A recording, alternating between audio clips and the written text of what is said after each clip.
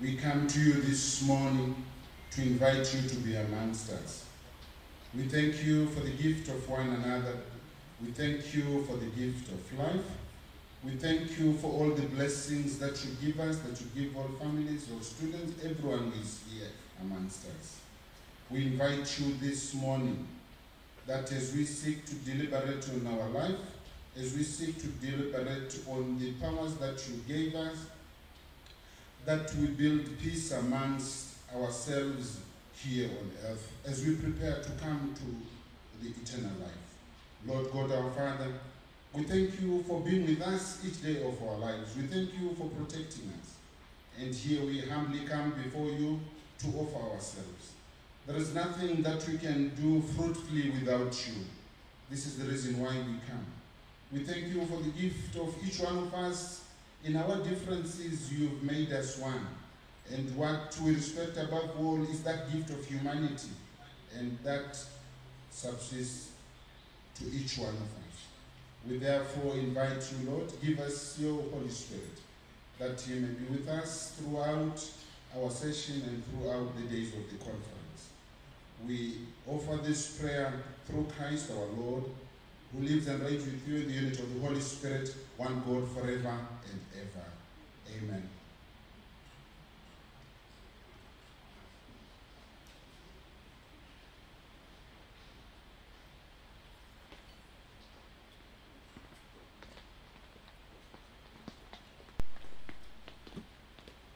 My name is Emmanuel Herbert.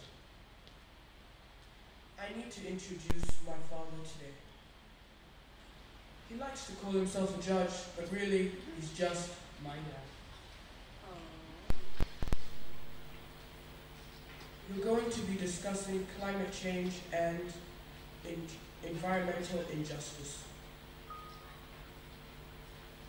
You must get it right, because this is my future.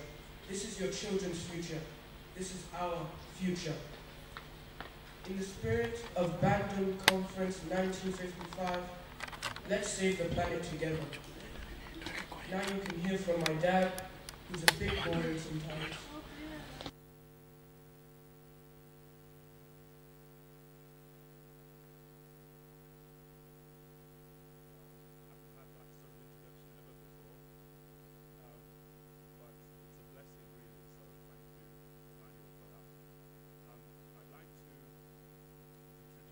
My co-chair, who couldn't be with us physically at the moment. She's in Lagos, in Nigeria.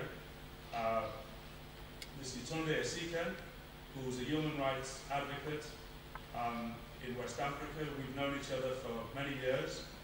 She has a brilliant career as a solicitor in the United Kingdom, and then working in West Africa in Lagos, but basically somebody who has an international profile. We visited the Congressional Black Caucus together and the Smithsonian Museum of African Art. And in all of those journeys over the years, she's played a leading role. So I'm really humbled and proud to have her join us. I hope she would have been able to join us soon. And so can I introduce my co-chair, Yetunde Esike.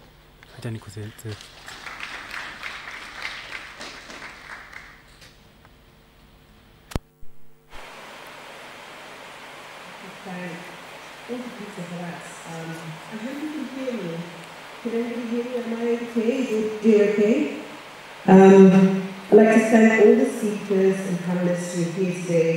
We have a lot of you come from all over the world, coming from the United States, United Kingdom, from Nigeria, other parts of Africa. So thank you so much. We at Bandung Africa are so humbled to have you join us in this very important discussion on climate change. I'm just going to give you a very quick, brief introduction. We know that climate justice is the intersection between social justice and climate change. And we recognise the time has come for action. We need to now all learn and begin to practice living sustainable lives and in harmony with our environment. We know that Africa is vulnerable, and we know that we are going to suffer climate change the worst. We already battle, we're already very disadvantaged, and we battle poverty and other. Hello, can you hear me? I think I've lost. Hello? So it is very important for us to take climate change seriously, and I'm very grateful to all the leaders that are here today who joined our discussion and honored us to continue the conversation on how we can move forward with real action. So thank you, Peter. And I hand it over to you to introduce our first panelist. I'm not sure. Yes, we can hear you. Thank you. Thank you very much. Thank you. So, thank you, Yetunde. Hopefully she is able to join us in the next few days. I now have the great pleasure in introducing an old colleague of mine who is a fellow activist from the United Kingdom, but a Pan-Africanist. Claudia Webb was elected a Member of Parliament for Leicester East constituency in 2019. Before that, she had a stunning career as an activist in Leeds, in Reading, and an international career as well, whereby in her maiden speech in the House of Commons, she talked about Pan-Africanism, talked about Kenya, and has led many of the struggles of the communities that have been blighted by racism in the United Kingdom. Hailing originally from the Caribbean, I'm proud to introduce the Right Honourable Claudia Webb MP. Thank you very much. Thank you very much indeed, and I hope that everyone can hear.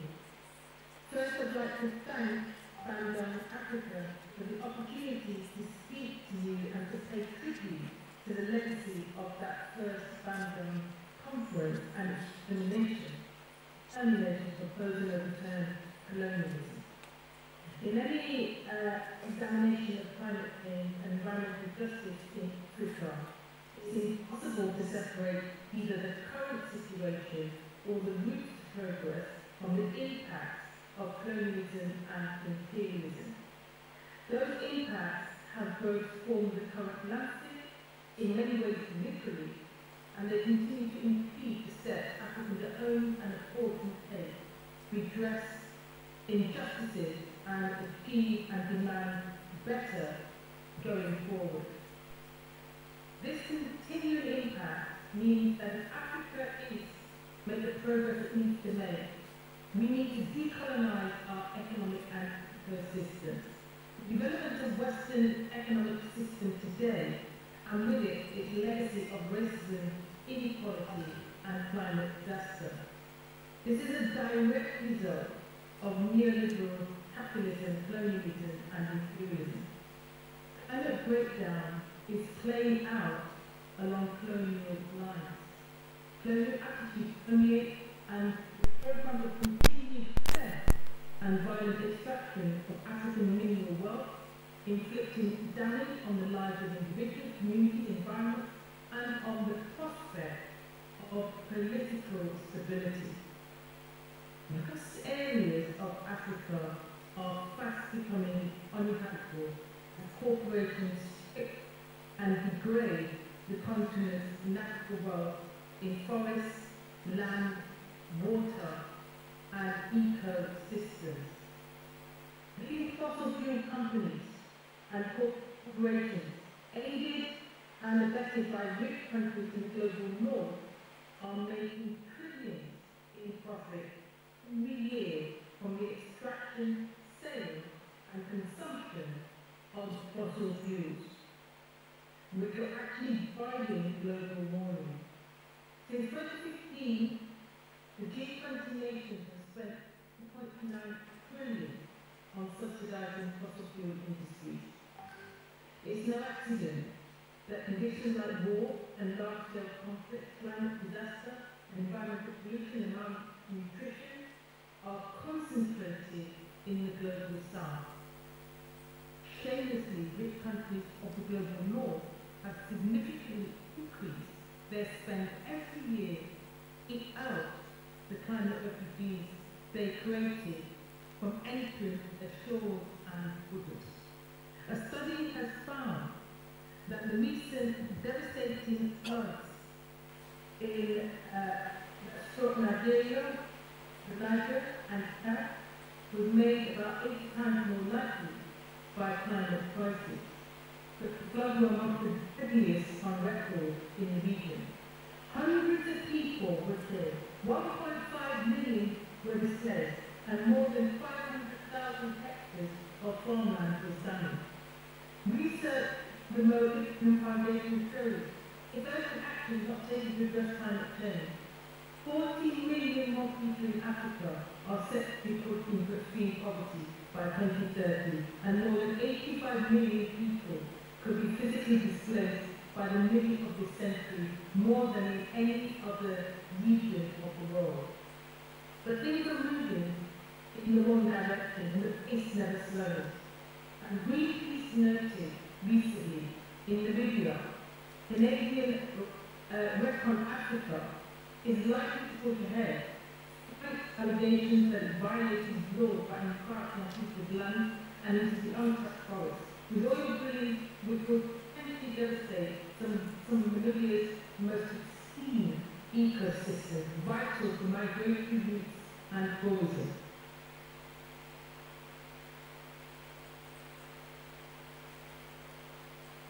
There will be one moment. In East Africa, French and Chinese companies are developing huge built pipelines that threaten to destroy waterways and the communities in their way.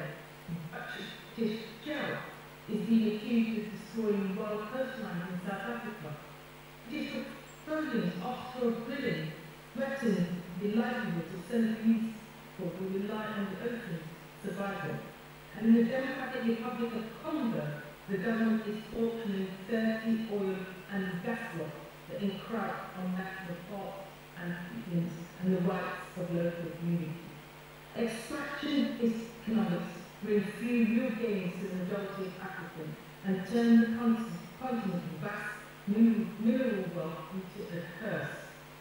But the resource curse that turns the eye of avarice toward the continent and drive pollution and the destruction of Africa's unique environment and habitat.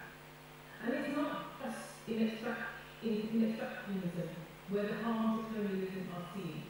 The same colonial mindset shapes national and international environmental policies as well.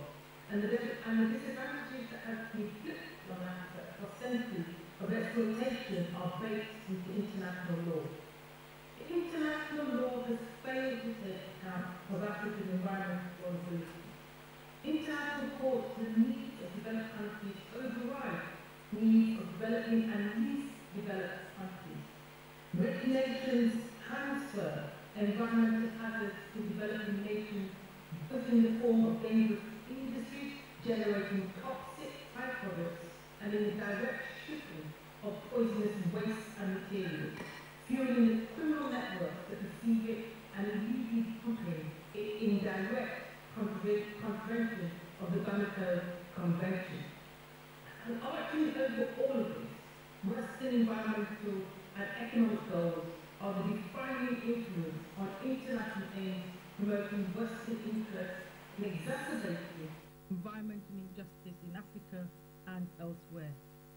These laws take little notice, even less account of environmental exploitation and racism or the needs of developing nations to build their economic health and security.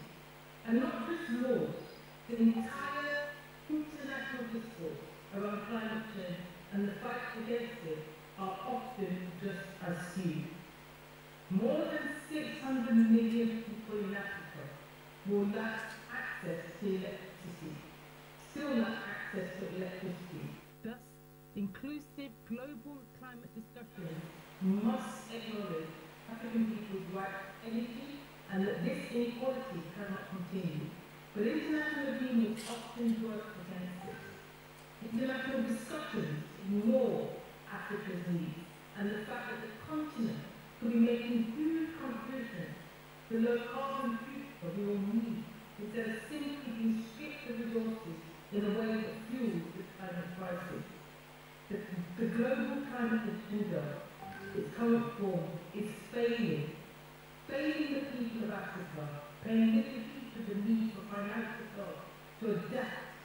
and their entitlement to compensation for the loss and damage that has been done to them by the global north-induced climate crisis.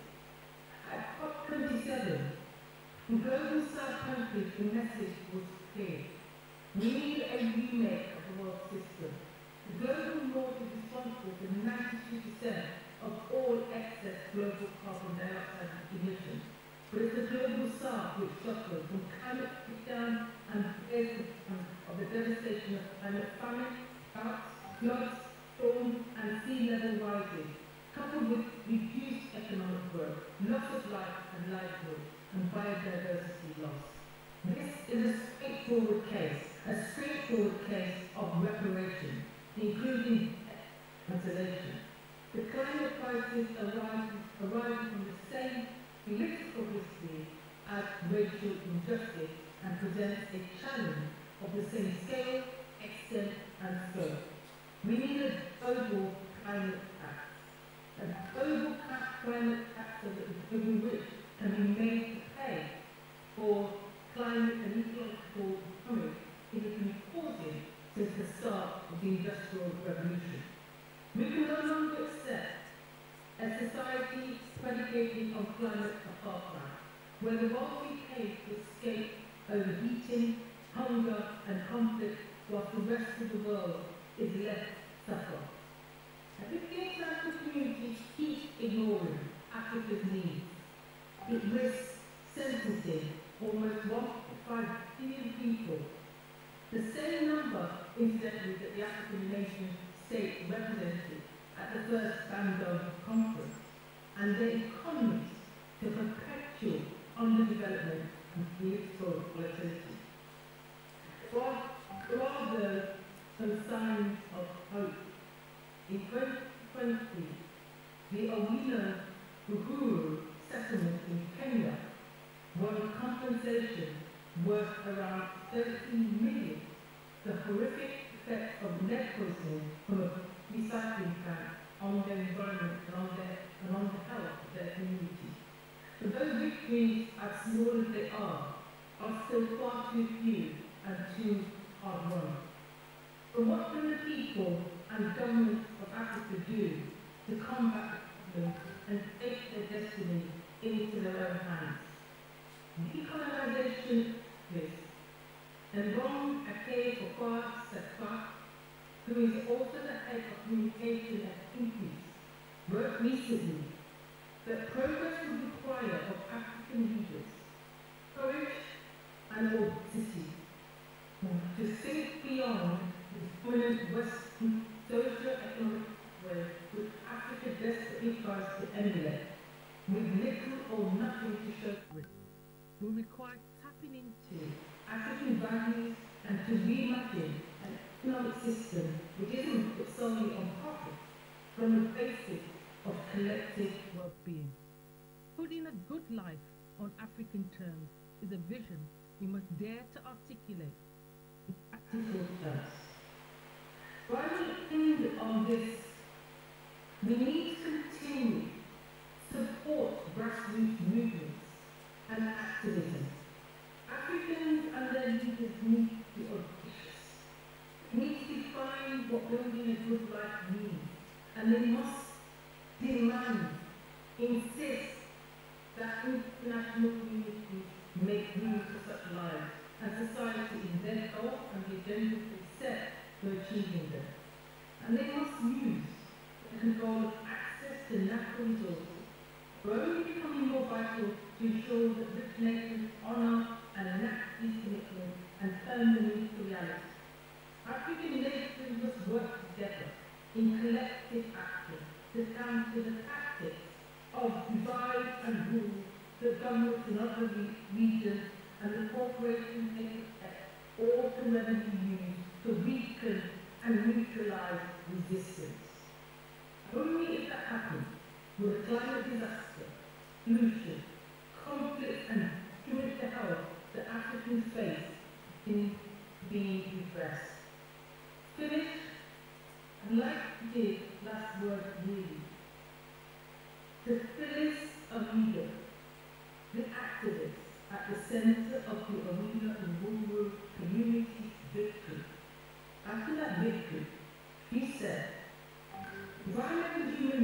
issues on the rise. And as long as that is the case, they have work to do. We still have an unjust society, especially regarding environmental, governance and human rights. So I say to everyone here, and all that are watching, and all that are listening, and all that are doing the audience, like this Amida, we have work to do. Solidarity, my friends, solidarity. Thank you.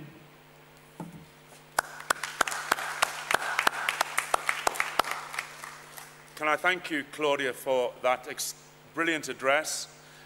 We know we have a friend in the UK Parliament who will help to set the agenda from a Pan-African perspective.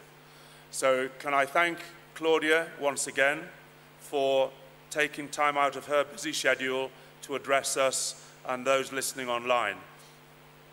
What we'd like to do at the end of the conference tomorrow is to adopt a 12-point Pan-African agenda, which will be a Bandung Conference climate change, environmental justice, wildlife conservation agenda. This is something that we can do.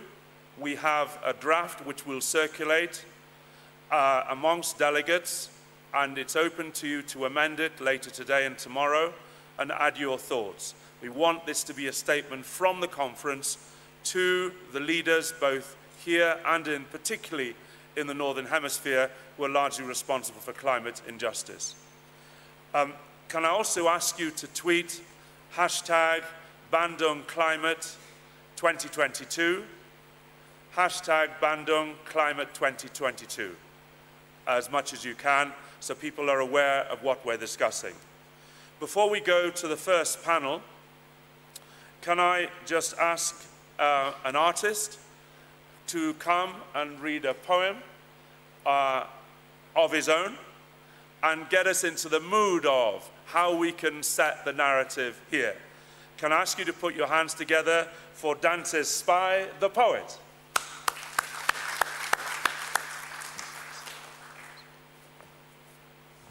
Hi. If you can see me, say snap, snap. Nice. So, what is July doing in November? What is July doing in November? Because I feel like it's beginning to end for me. Billionaires in existence, ranked best of all terrestrial planets, supporter of life, yet taken for granted by mankind. You are kind, less kind, who chooses to stand aside, watch my natural beauty fade. Old, weakened, in these man-made dark times, crafted by ignorance and selfishness. Devastating environments, strongly cutting deep-rooted trees that holds me together. Now you get why the land slided. Wildfires, landslides, tsunamis, disastrous moments supporting animal extinction. You the core route to these apocalyptic dangers. Start increasing the natural ability of forests. Before, you only see trees in museums.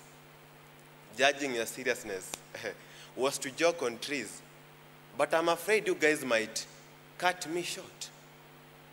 You see, I'm no longer green. I feel blue. There is a lot of toxicity in my city. Suffocating plastic bags, cracks on my tough skin. Lands are far mine. Looks bad. Doubted the drought, now caught off guard. Scattered bones, hiding under unstable atmospheres. Wait, are those clouds or gases? Sorry that my painful acidic tears are no good for your lands. Instead of burning fuels, burn plastic use. Please, plant more trees to feed on carbon. I'm dying. Take action. Save me. Cut one, plant 10. No. Cut one, plant hundreds. No. Cut one, plant thousands. What I'm trying to say is don't just cut, plant. Save me, save billions. Picture this: clear, dusty lands free from vegetation, water bodies turned into sewage systems, surrounded by unpleasant, smelly hills of garbage. And ask yourself if it's a future you want, a wrong future. Think about it. Drive less, ride a bike, recycle, reduce, reuse. Stop polluting the future now.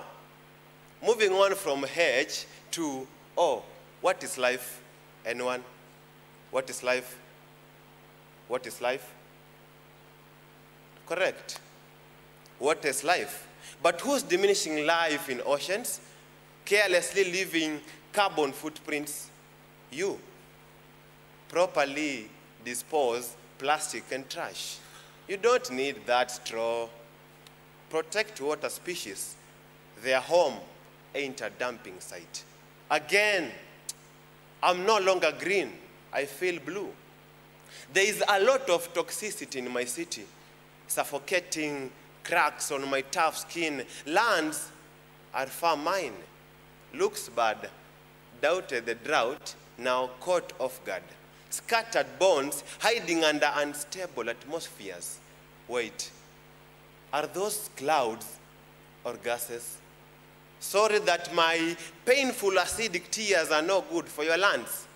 Instead of burning fuels, ban plastic use. Please, please, plant more trees to feed on carbon. I'm dying. Take action. Save me. Cut one, plant 10. No. Cut one, plant hundreds. Still no. Cut one, plant thousands. What I'm trying to say is don't just cut, plant. Save me, save billions. Save me, a spoken word for climate change. I'm Dante Spy, the poet.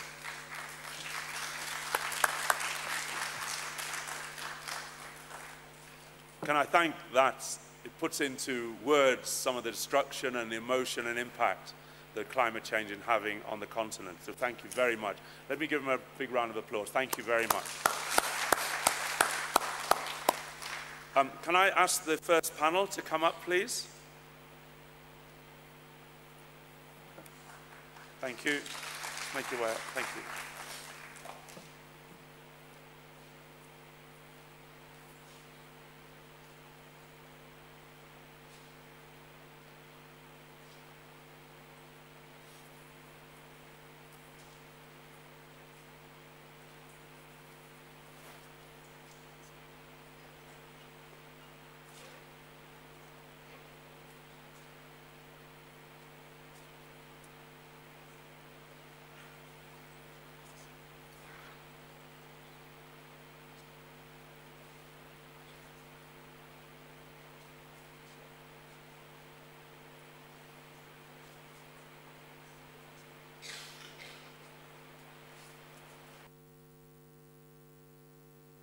Good morning to the conference. Very happy to be here. I'm Jonathan Thomas. I'm an economist from the UK. Very interested in engaging what we're going to be discussing over the next kind of 2 days. Thank you, Peter. It's been a great start so far. Originally, it was envisioned that there will be 4 sort of panelists, and they may well be 4 by the time we get to the middle of kind of proceedings. I know at least one other person is on his way, and the other 2, we're still trying to identify where they are, but we're going to proceed as planned. One of the panelists is already here, as you can see, Errol King. I'm going to allow him to introduce himself and to tell us about his kind of background. And then we're going to have a discussion, touching on a number of issues, starting at quite a high level, at COP27 kind of level, but really hoping that we can dig down into ground level issues that are relevant for kind of Kenya, Africa, and the continent, and the global kind of backdrop as a whole. But I really do want us to kind of dig down and spend some time thinking about what some of the issues that we're focusing on during the conference mean for kind of Kenya in particular. It's also very important to me that this session is interactive, so I do want to leave some time for questions and answers at the end. Anything goes, the floor is open, so I'm really hoping that we'll have kind of full participation. So without kind of further ado, let me introduce Errol King, who I know a few of you know already. Over to you, Errol.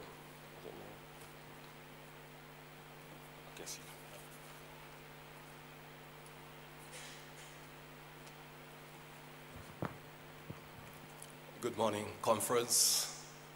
I hope you're all feeling well. The wheel has come full circle very quickly. I do remember being on this same platform last year at the second Bandung conference, or third since the inaugural conference in 1955 in Bandung in Malaysia. It's great to have you here with us. We have made tremendous strides from last year. As you've seen, the presentation is a lot more professional.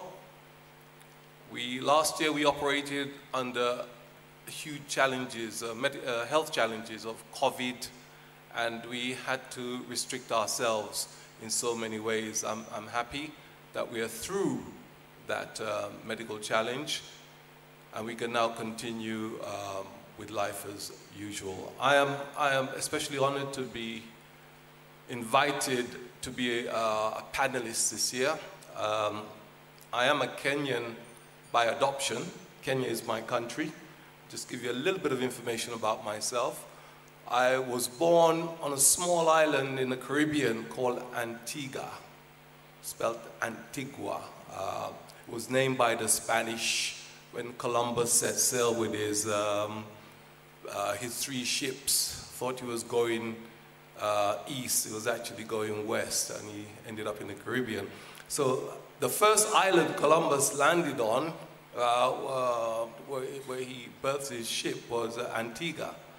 And they found Antigua to be devoid of riverine sources in terms of freshwater sources. So hence the island got the name Antigua. So that's a little bit of history where I was born. It's a beautiful island. You can Google it. It's a wonderful paradise island amongst all the Caribbean islands we have. From Antigua, where I was born, I spent some years in the UK, where I went to school. I grew up in North London, Hornsey, Muswell Hill, that part of the world. Went to school in Hornsey.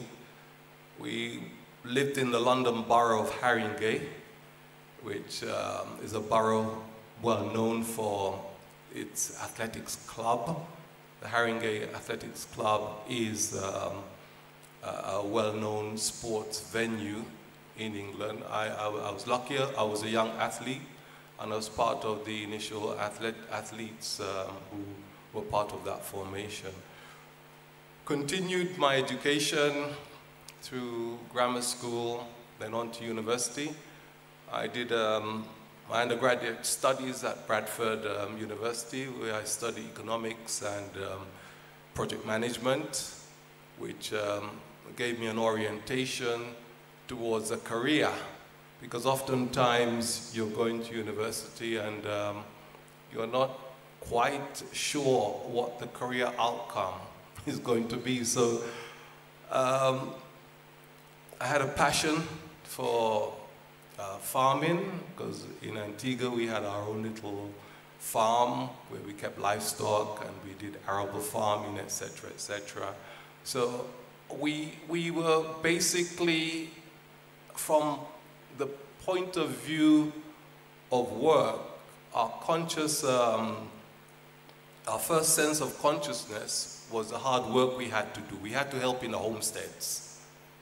Here in Kenya now, when children are helping out in the homesteads, we have all sorts of NGO crying out child labor and misuse of labor. My God, the only way you would get your bread is to make sure you woke up and you did what you were told to do. And it was never considered child labor then. You were just contributing to the household economy. And it instilled in me a sense of hard work, which I've been able to carry on throughout my life. And that sense of hard work has kept me balanced and in season, and been able to adapt to the transformative situations we go through in life and the challenges in life. So from the undergraduate stage, I went to the master's.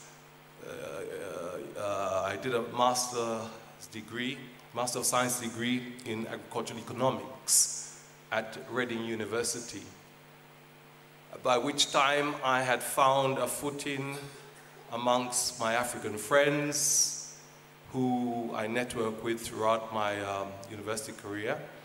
And they convinced me that this is a place to come and live. So 42 years ago, I came to Kenya via Russia on Aeroflot Airlines, which no longer flies to Kenya. So I'm thankful that that journey brought me here. Kenya has been my home, continues to be my home. I work with private sector organization. I work with the Kenyan government in sector planning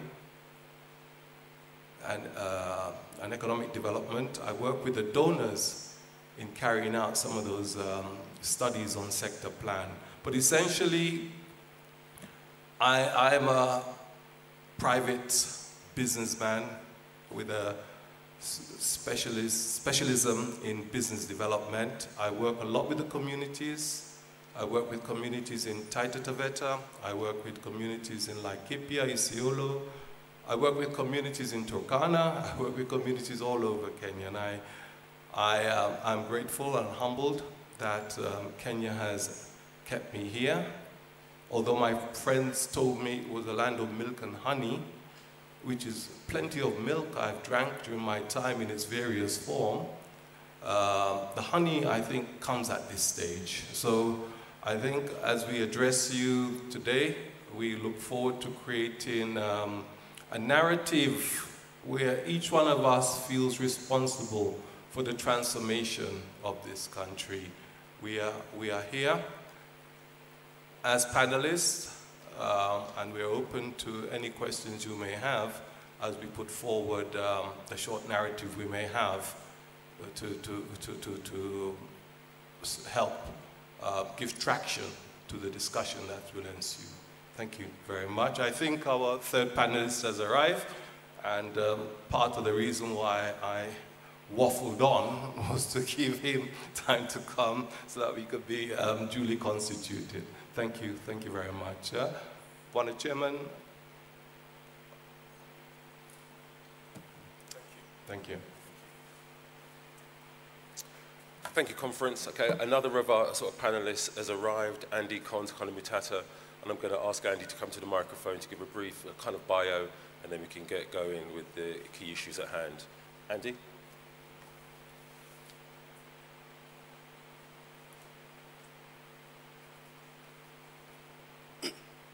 Thank you very much, Jonathan, and thank you everyone who is here.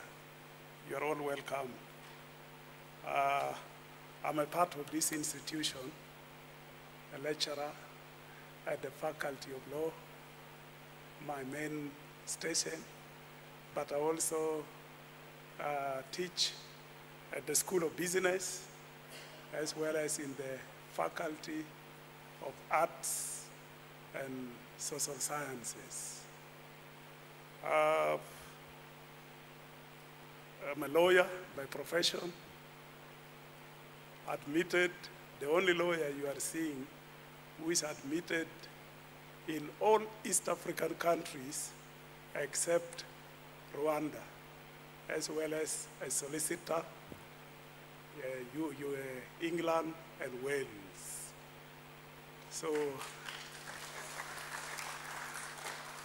I'm a piece of history. So this area has been very interesting to us, all of us. I know it affects our lives, all of us, and that is why we are here. Unlike my friend King, I did not come through Aeroflot. I came by road from Uganda, and then I've been in Kenya all this time alone.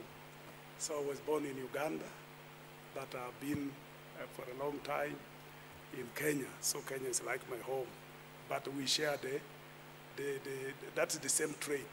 Kenya is his home, it is also my home. And then he has not told you that, why he came with Aeroflot.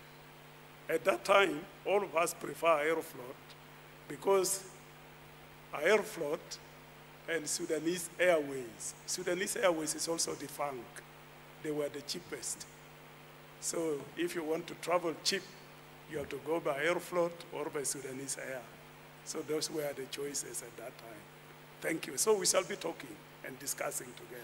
Thank you very much.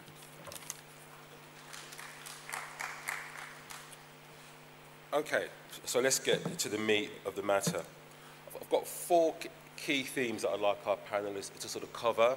As I said before, we're going to start at quite a high level, and then we really want to dig down into what's happening on the ground level, in particular when it's also to Kenya. I think it's obvious where we're going to start. We're going to start with COP27. So the first thing I want to ask my sort of panelists was, both from an African perspective, a personal perspective, and a country level perspective, how they felt COP27 went for them. And while discussing that, I want them to also kind of touch upon the issue of whether COP as a genre is actually a kind of relevant for us as Africans and Pan-Africans. Is it the case, and we'll touch on this a bit more as we kind of proceed, that there are alternative fora for us to engage in order to think about what climate change means for us and how we want to address some of the devastation and the local impacts of climate change? Over to you, sort of panelists. Who'd like to go first? Do you want me to choose? I'll choose you, Peter. I think so. I don't think we have a roving mic, so do you want to come here? If we do have a roving mic, can somebody let me know? Ah, right on time.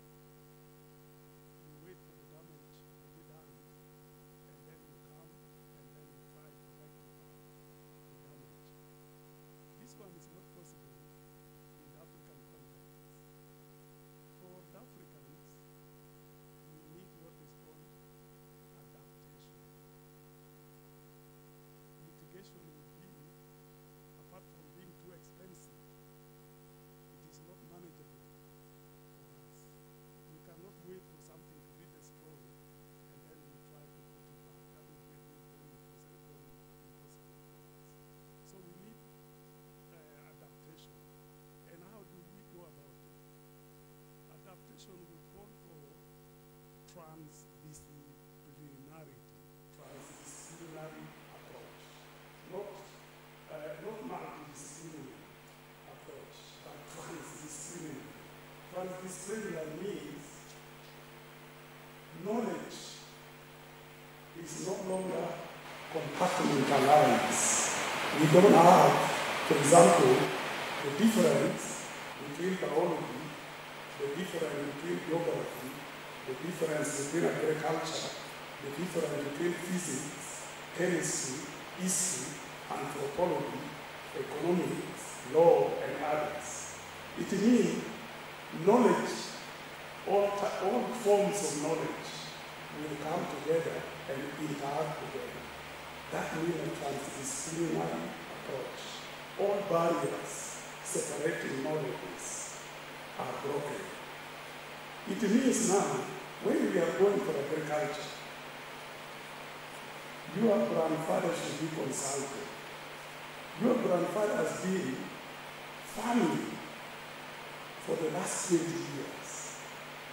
You cannot say, because you have studied agriculture for 3 years at the university, you are better than he, who has been farming for 20 years. You need to consult him.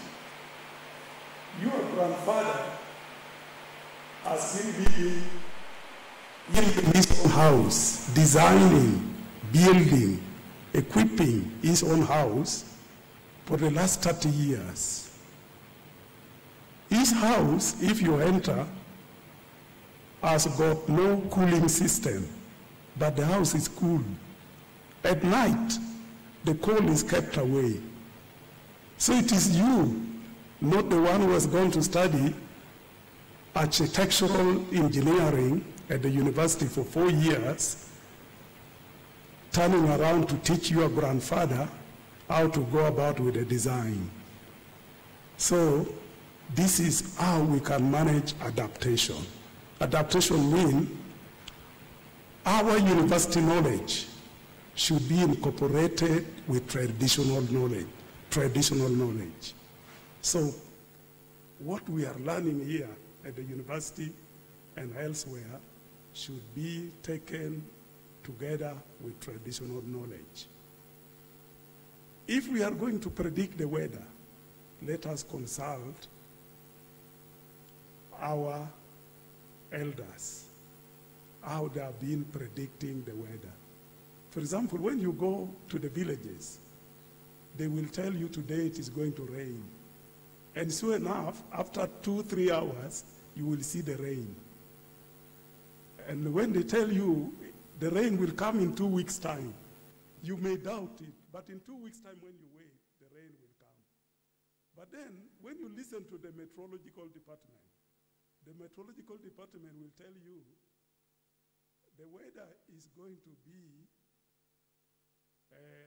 bumpy, dry. There's nothing definite about them. And their prediction is very imprecise. But these people will look at the air and tell you it is going to rain in 2 weeks' time. So let us incorporate this knowledge. And this is how we shall manage climate change. If we don't incorporate this, then we are going to have a problem. I want to end with a story of the late Professor Mathai, Wangari Mathai. Wangari Mathai saying, here in central Kenya, there's a type of tree which you cannot cut. The old people say, don't cut this tree because of so many other things. But then, when Mathai went to university, he studied, he did the scientific analysis. He found that that tree was very important for the preservation of water. Water, it is part of water tower. You cut the tree, you lose the water. So we need to incorporate that traditional knowledge. That's the way to go. Thank you very much.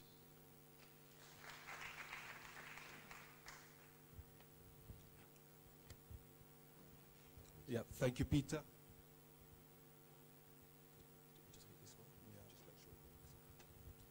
Testing, thank you. Thank you for that elaborate response to the question of the meaning of what lessons, what is the emblematical representation of COP27. For me, and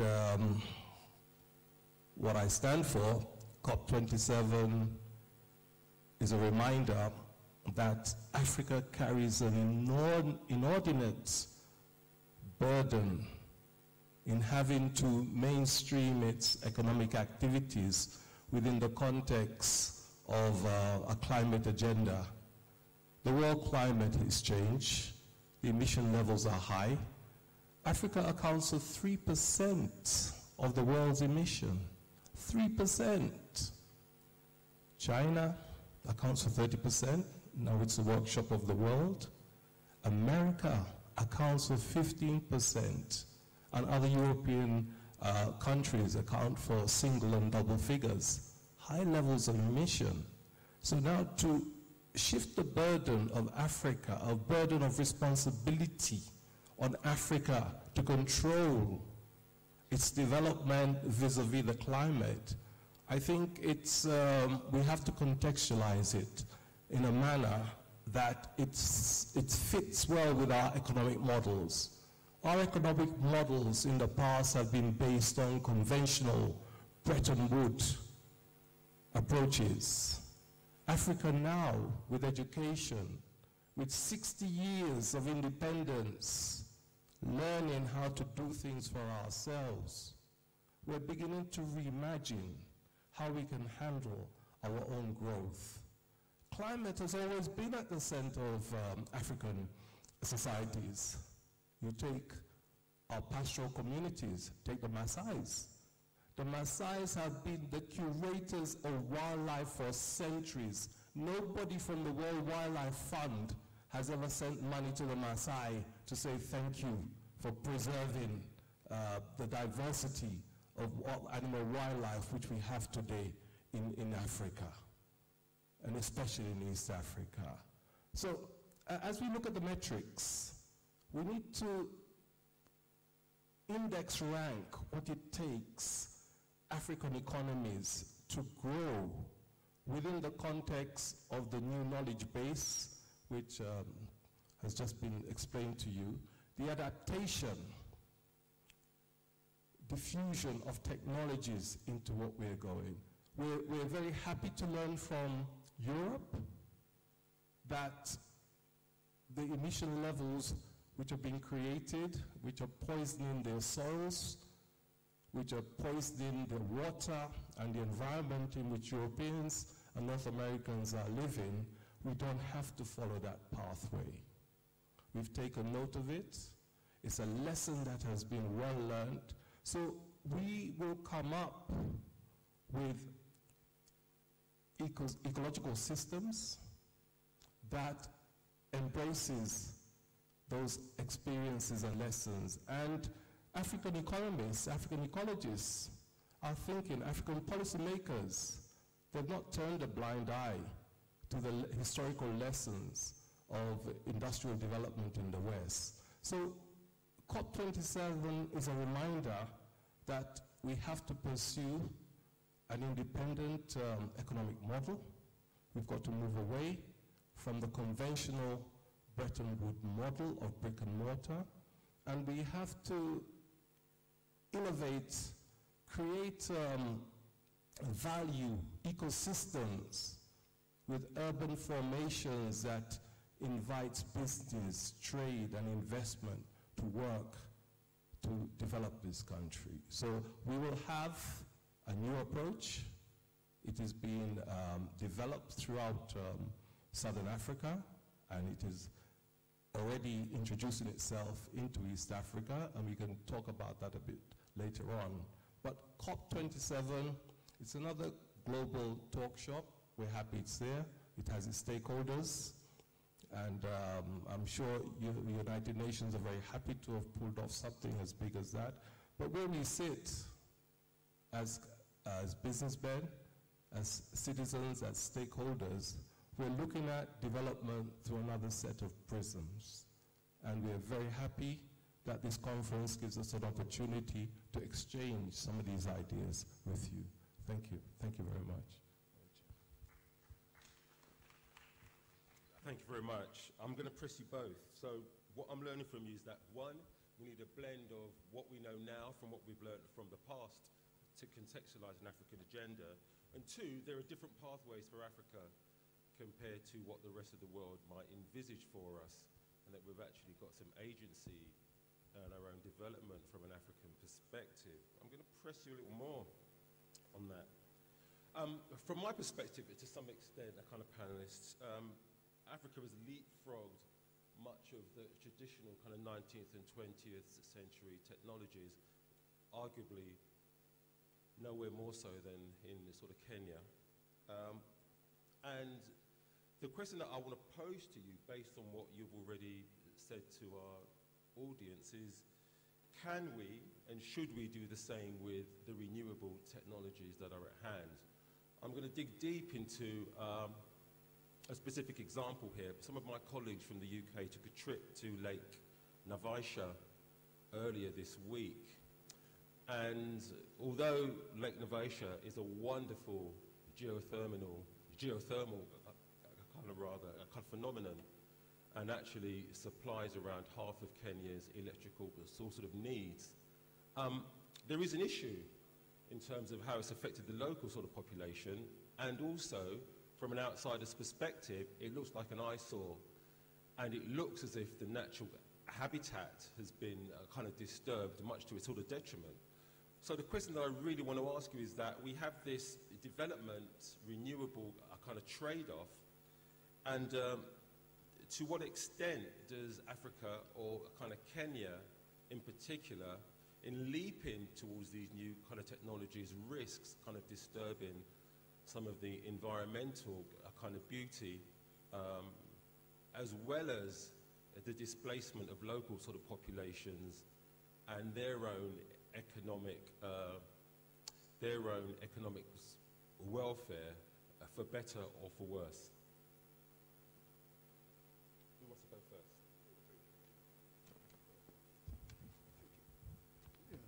Thank you very much. That is a very good, a very interesting pose. Now, let us look a bit. We pause a bit and look at the structure of what we call renewable sources of energy in Africa. Most of these are based solar and thermal energy, as is talking, which he has mentioned. But now, when you do a bit of research, you will find that the exploitation of this type of energy is not by us. We are not doing the exploitation. The technology is either Western, that is from USA, Germany, Denmark and other countries, or China. At the moment, you can say 80% of the technology is Chinese. Now, would you, for a moment, think that the Chinese would help you to maintain your environment? That is not possible. If you look at what they're doing there, I've been an eyewitness. First of all, the soil they're scooping from the ground, the soil is loaded onto the containers. The soil is taken to China.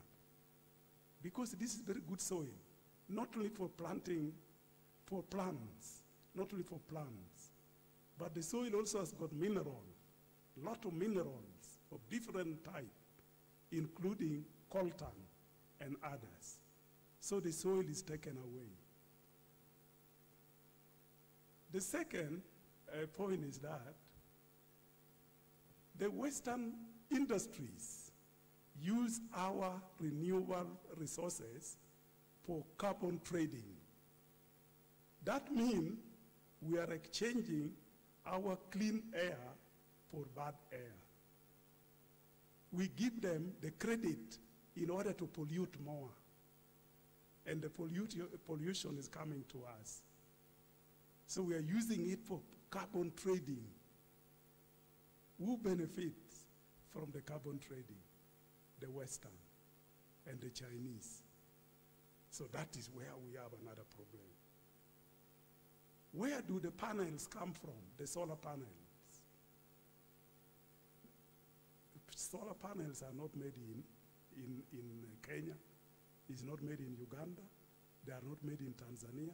Solar panels are exported from China or from Denmark and other countries. The wires are also from there. Now, when they put the solar farms, like they've done in Isolo, displacement comes in. People are taken away from their land. They're driven away from their land. Now, where do you expect these people to go? But you see, traditionally, there would have been no need for displacement because our ancestors knew how to coexist with all these items. So they could exist easily with this item without any displacement. So renewable energy and the technology being applied to our renewable energy makes renewable energy to be unsustainable. Actually, it is more damaging than the fossil fuel. Thank you very much.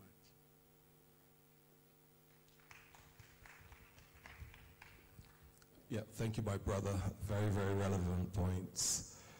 You know, the basic fundamental about energy is a determinant, one of the indexes that is used to measure the level of growth of a society.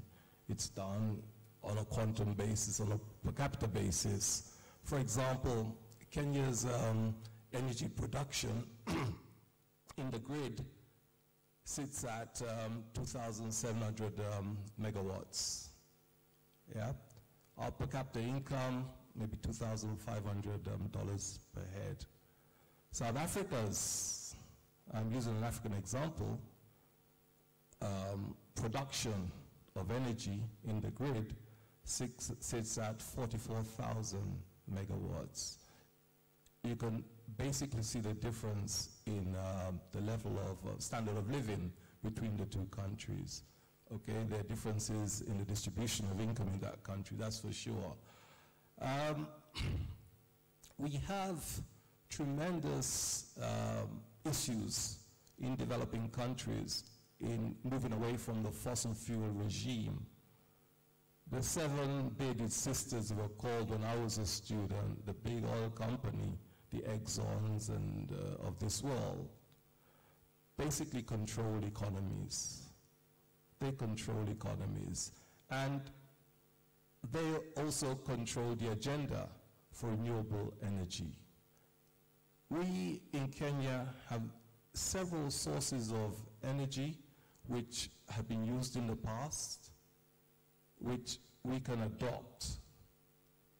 As an economist, I was abhorred to learn that coal no longer can be considered a source of clean energy. And a lot of problems will arise for Kenya if it pursues a policy of exploiting its coal resources. And for those of us who understand a little bit about how well endowed Africa, and in particular East Africa, is with energy resources, and let's take the example of coal. We have within what we call the Mozambique belt. It's a geological belt which stretches from Egypt all the way down to Beira in Mozambique. It bifurcates in Somalia across to Ethiopia, down into Tanzania. As it impacts on Kenya, we have surveyed huge deposits of Kara coal. This is a coal fundamentally which is used in industrial production of cement, which is used for firing up furnaces, which is used in a variety of ways. But conditionalities prevalent in the geopolitics of energy stops Kenya utilizing its resources of coal. So coming back to the question that was posed on the issue of the impact of renewables, we're still very much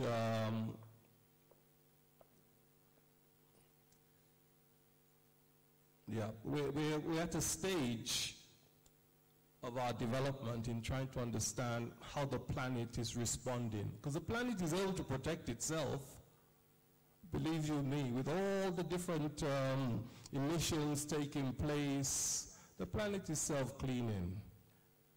Here we have moved into renewables, and at quite a huge cost.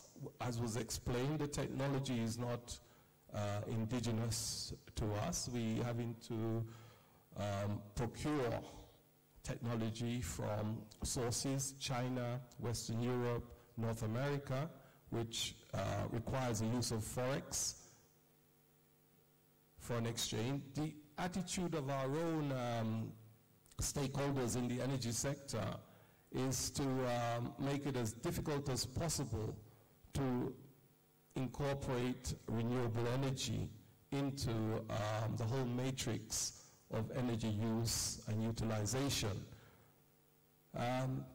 Geothermal technology, which was alluded to, is what is being explored and developed in Naivasha. With hydro, it is one of the cheaper forms of energy for Kenya. And because we sit in a volcanic zone, so we can utilize the magnum. It is the magnum, the application of water to that magnum which produces the steam that generates the turbines for electricity. That's basically geothermal. It is possibly the cheapest form of energy with hydro that Kenya can adopt. But as yet, the contribution of geothermal power to the grid is some 20%. It could be more, it should be much higher, but there are issues with that. The environmental impact now has yet to be properly studied. We've worked with the Icelandic nation. In Iceland, geothermal is a main source of power, and we have partnered with Icelandic companies to understand how to handle the exploration and the adaptation of geothermal power. Lake Naivasha, as we've been told, the environment has changed because of the adaptation of the exploration of geothermal. It has affected an ecosystem as far afield as Lake Baringo, where the lake has swollen and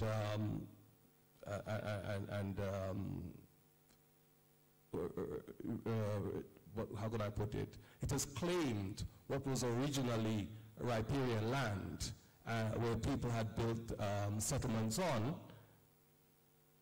and it's created a lot of social dislocation. We have to go slowly with the adaptation of renewable energy. There are segments within homes, within towns, where the green renewable technology can be used very, very, very well and and cost effectively. However, we're still at the stage where fossil fuel has got to drive our development, and the substitution cost to the country, to the government, remains a challenge. We don't have the resources. We have stakeholders with vested interests, the oil companies, and we have Kenyan stakeholders also with vested interests, because we live in a society where we have different classes and ownership of structures. So renewable energy, yes. All our designs for new cities, for towns, for agrarian towns, embraces renewable energy as much as possible. But we have our limitations in terms of the pace at which we can substitute fossil fuel to renewable sources of energy. Thank you. Thanks very much. I'm going to press a little bit more on that in a minute, but before we get to that, I'd like to introduce sort of Benedict Odiambo, who has joined us. Benedict, would you like to take the mic and give a brief kind of bio, and then we'll get back to the meat of the matter. Good morning. My name is Benedict Odiambo. I'm an advocate of the High Court by profession, and I'm also the legal director at Latewa Community-Based Organization. So Latewa Community-Based Organization is a duly registered youth-led organization that focuses on community-driven interventions and people-centric initiatives to alleviate the day-to-day challenges facing members of my community. So Latewa is located in a highly industrialized area. So with high industrialization comes a lot of disparities in terms of social and economic opportunities. So our efforts are deliberately designed to alleviate challenges like environmental pollution, the ravaging effects of climate change around our community, and controlled waste disposal. So we do this by focusing on the 5 R's of reducing, reusing, recycling, reselling, and repurposing. So we repurpose waste materials to make copyrighted aesthetic art planters as one of our initiatives on locally led climate actions. I'm well versed in legal project management. Currently we have a consortium of more than 30 grassroots organizations from where our geographical location is. So we are trying to help grassroots organizations boost their capacities so that they are able to improve their resilience and come up with mitigation and proper adaptation measures to climate change. And I'm happy to be here. Thank you. Thank you, Sir Benedict. We're going to have a short kind of presentation by another of our guests from the US, kind of Dr. kind of Johnny Mack, who's also going to introduce and show, I believe, a short video from the Reverend Al Sharpton in the US. Okay, Johnny?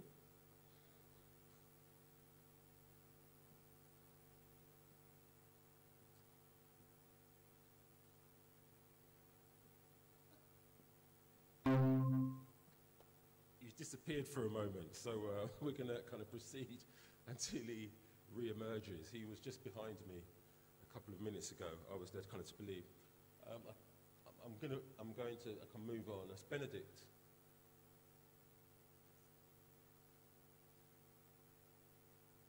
Sorry to interrupt your discussion. What I'd like to ask you, kind of Benedict, since it sounds like you work at the grassroots kind of level and really at the coalface, to coin a phrase, is to what extent at the level at which you're working at and which you're advocating for is climate change, climate emergency, climate destruction, environmental kind of degradation seen as a key issue among your constituency? The reason why I ask is because I think there is a valid research agenda being asked and that hasn't been addressed, not only here in Africa but across the world.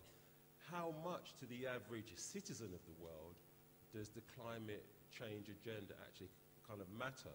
Are we more concerned with kind of bread and butter issues like, am I going to have a job? Am I going to have a home? To really kind of think about, no, a kind of climate change, which is often kind of touted in high-level kind of policy kind of circles as the key agenda for the world if we don't achieve net zero by 2050, 1.5%, or limit the temperature rise to kind of 1.5 degrees kind of centigrade above pre-industrial kind of levels, it's game over. I really like to wonder, and that sounds like a big issue, of course it is, but I wonder how much it plays out at ground level. Yeah, that's a very good question. So around the climate change agenda, one thing that has stood out is the voices of the communities have not been heard in as much as they're supposed to be. Because environment is a social issue, climate change is a social issue. So the effects have been so much pronounced in Africa, despite the African emissions being less than 4%.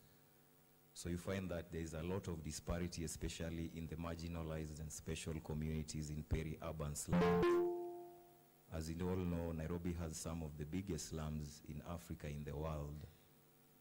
So the climate change agenda has caused disparities among the special groups like the youths, the children, the women, the persons with disabilities. In terms of their livelihoods have been so much affected. So through our programs, we come with people-centric initiatives where we train not just the grassroots organizations, but the community members at large through a multi-sectoral approach. So through the multi-sectoral approach, we work with several stakeholders, tertiaries like where, through your representative, Dr. Andy, has been very supportive of our project. We've also worked with Strathmore Law Clinic, Turn and Athi River Development Authority, and many stakeholders in the Environment Department, with the aim being coming up with resilient solutions to climate change. Recently, I was watching the just concluded COP27 in Sharm el-Sheikh in Egypt, and one of the major milestones that came in the COP27 was establishment of the Loss and Damage Fund. So the Loss and Damage Fund is going to be directed to assisting the communities that are most affected by the effects of the climate change, despite being the least emitters. So that automatically causes cases of environmental injustice and climate change injustice. So there are calls for a deliberate realigning of programs, a deliberate re-engineering of resources to get the maximum value out of the resources. So communities need to be supported, they need to be capacity built, they need to be capacity strengthened, and they need to be capacity boosted. So that falls the hallmark of our value propositions as Latewa community-based organization. We work so much through collaborative and partnership approaches because the UN SDG Goal 17 talks about partnerships so that all the goals are realized in a seamless manner. So through capacity building, we are looking at grassroots organizations that already have locally led climate action solutions, which includes recycling.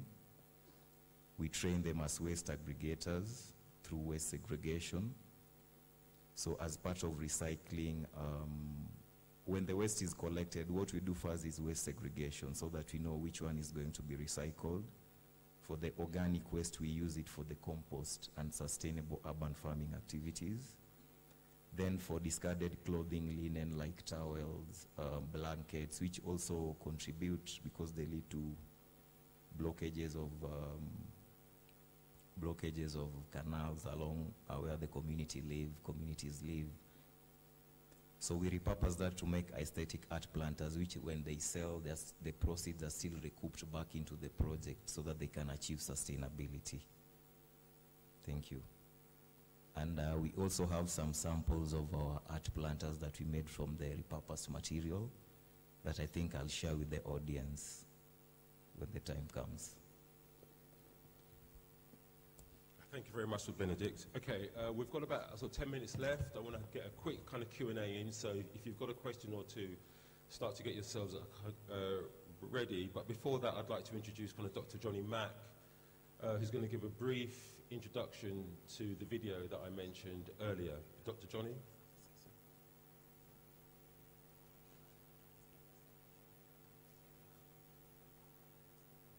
Good day to you all.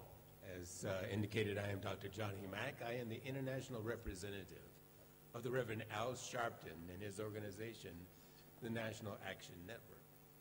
For the last 30 years, Reverend Sharpton has been the preeminent voice providing the clarion call for justice and peace, for rights of African Americans and all people of color, not only in the United States, but even throughout the world.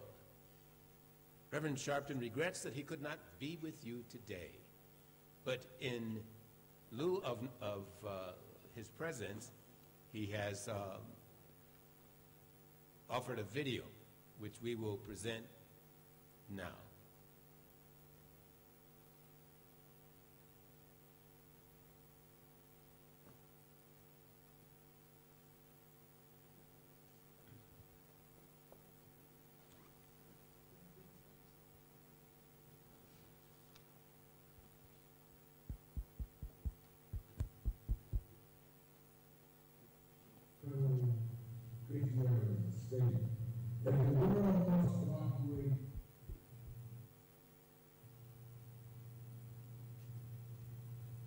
This year's COP 2017 should have been no justice, no peace. It has been Secretary General Gutierrez's statement that the world must cooperate or perish.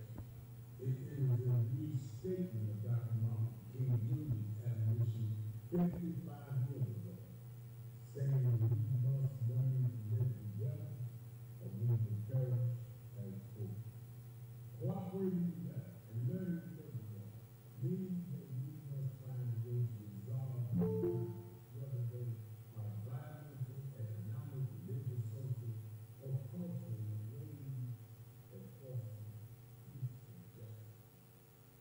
Finally, our position here in National Action Network follows the belief that where there is no justice, there can be no peace. When it comes to justice, development facing irreversible damage from climate change, yet they have done little to cause us.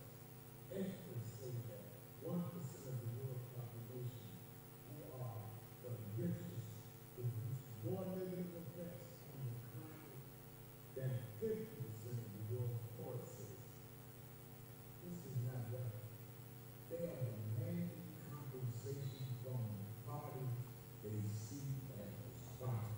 Those parties are the wealthy nations that have emitted half of all heat-trapping gases since 1850 and created pollution that is dangerously heating the planet. These issues must be front and center at any COP conference. At the start of this year's conference in Sharm el-Sheikh, Egypt, Simon Steele, the UN climate chief, said the decision to include these issues on the agenda bodes well for a compromise by the end of the summit. But the political will is limited. The U.S. and the EU feared that such compensation could become an unlimited liability. Last year, wealthy nations vowed to provide $40 billion each year by 2025 to help poorer countries with adaptation. The UN report estimates that this amount is less than 1/5 of what developing nations need. Wealthy nations owe it to those that are developing separate funding to deal with the aftermath of their climate disasters. Bawali Bhutto Zardari, Pakistan's foreign minister, summed it up in September, saying, quote, what we seek is not charity, not aims, not aid, but justice. To get that justice and ensure the peace, Greta Thunberg may be right. The world's youth may have to take control of the crisis. That has always been the case in social change and social movements. I, for one, am determined to do my part. I am not willing to deny my children and yours the right to a better future. I call on all of you to join me and them in demanding that we preserve that right. But not only that, I challenge you to do what the late champion of civil and human rights, John Lewis, called us to do. Let's get in some good trouble. Let's show the world that without justice, there can be no peace. No justice, no peace.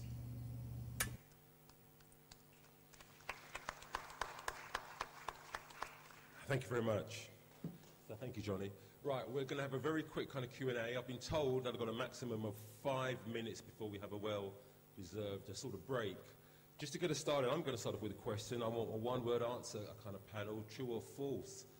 Got no time to waste. The question I'm going to ask is, there's a standard narrative out there that Africa faces a trade-off between development and a climate disaster.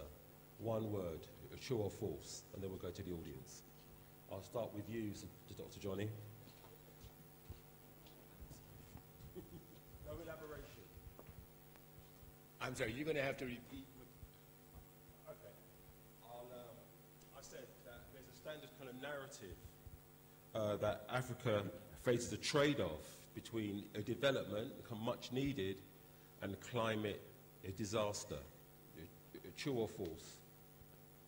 The trade-off between development and climate disaster. Is that true or false? Yes. Yeah. You can use the mic. It can be both. It depends upon the specific situation. It depends upon see, you've caught me off guard here. I would have been better prepared. May we do this? May we come back to me? Let me digest since I came late. Come back to me on this, will you? Okay. I'll pass the mic, as they say. False. False. True. True. Woo. Over to you, Errol. Yeah, that's all false narrative. Africa needs to disembowel itself, look at what it's able to do for itself, and pursue an independent agenda. We've always looked after this planet. We don't need to be told how to do it now. This is a problem for the West. Let the West handle their problem. Dr. Johnny, you got one shot.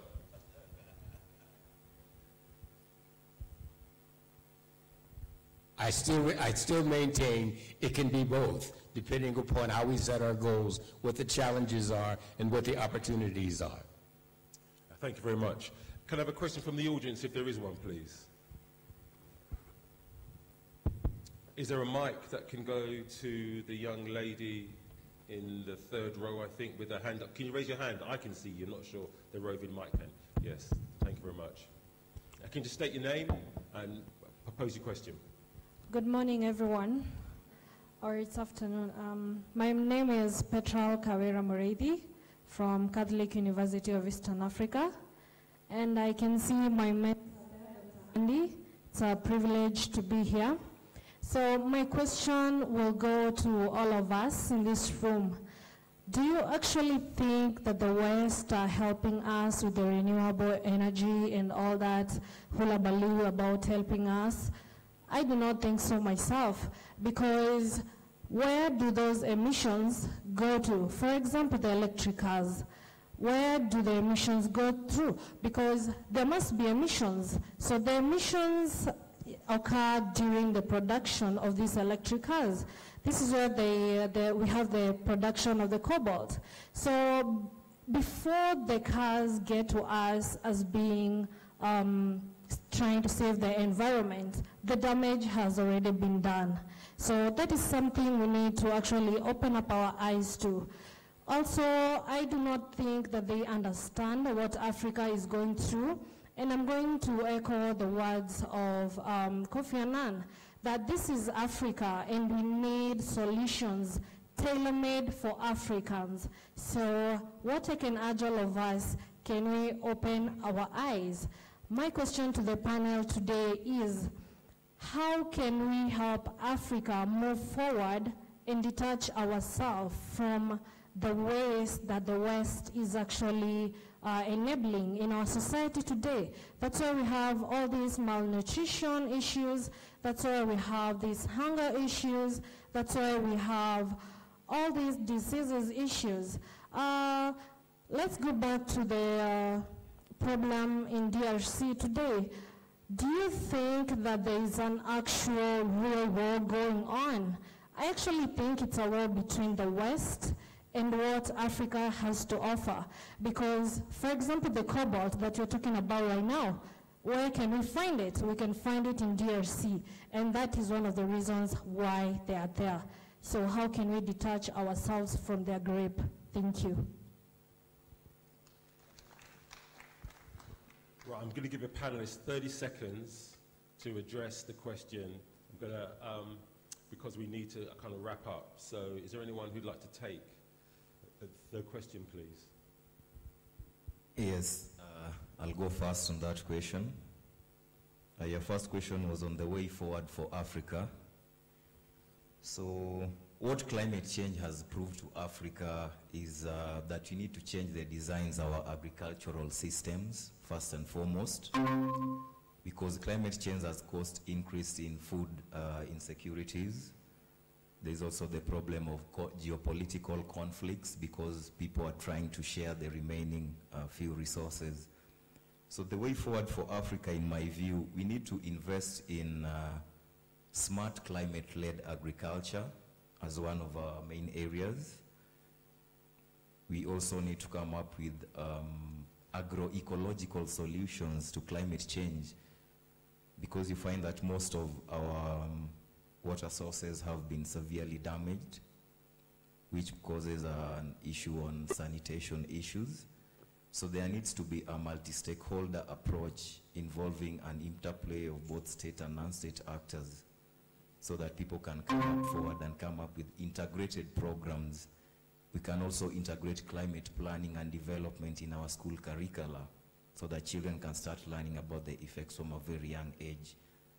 So the way forward is diverse, but I think the main one should be we should invest more in smart climate agriculture to curb the case of food insecurity. Thank you very much. And with that, I'm going to thank the panelists. Please approach them during the upcoming break if you had any other kind of questions that you wanted addressed and that we've not had a kind of time for. I think the first session, which was entitled Delivering a Climate Change Agenda in an African kind of context, I think we've really touched on the key issues that I think are germane to the panel, a kind of title at hand. And I'd like to thank the panelists, and can you give them all a round of applause? And let's get to that break. Thank you, guys.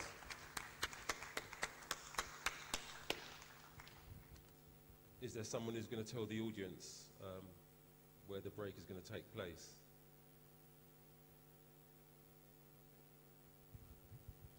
Okay, just bear with us for a couple of minutes, please. I think there's a cafeteria directly outside the auditorium, so we can proceed there.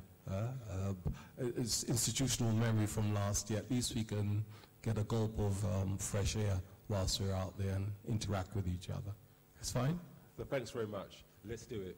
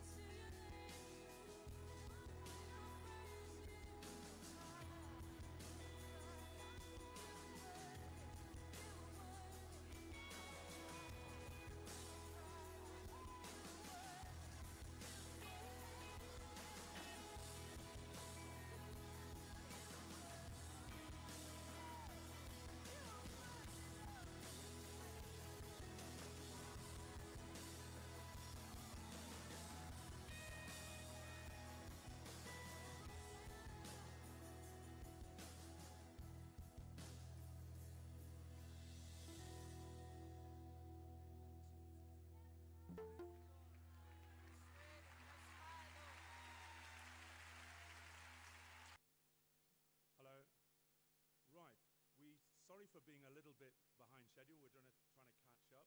And apologies for seeing myself again, because I wasn't meant to be chairing this session, but I'm stepping in.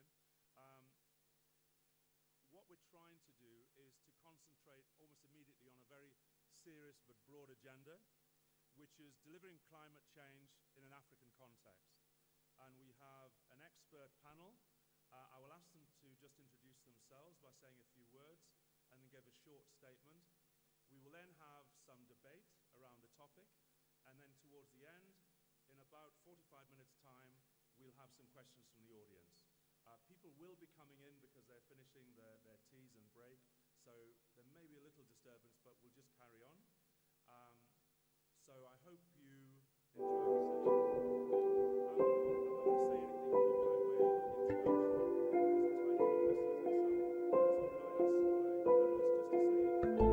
my panelists just to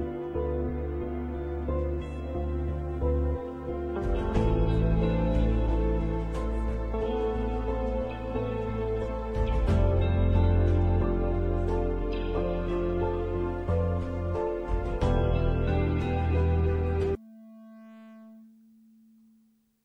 a few words Climate catastrophes and even conservation can exacerbate or be drivers of conflict.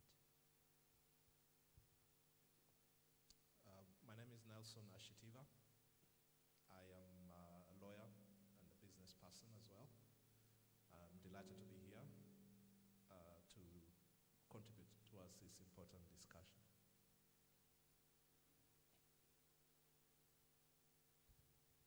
Thank you. Hello, everyone. My name is Mike Kaburi, the co-founder and chief of operations of Farmers. And Farmers is an agri-tech company leveraging on data to help drive investment in farming. We work with farmers through cooperatives as individuals and partners to help farmers mitigate against the effects of climate change by driving much needed finance and resources to them. Thank you. Hello everyone, my name is Geoffrey Mboya. I'm a youth advisor for London School of Hygiene and Tropical Medicine. I'm also a youth advisor for We Don't Have Time. It's a Swedish organization that is purely dedicated on climate action, and also a country director for Living a Legacy Foundation, which is focused on conservation in Kenya and the UK. Also, lastly, I am Kenya Communication Liaison Officer for Veterinarian International, which focuses on wildlife conservation and provide veterinary care in Africa. I just came back from COP27, and I'm really excited to be part of this panel. Thank you.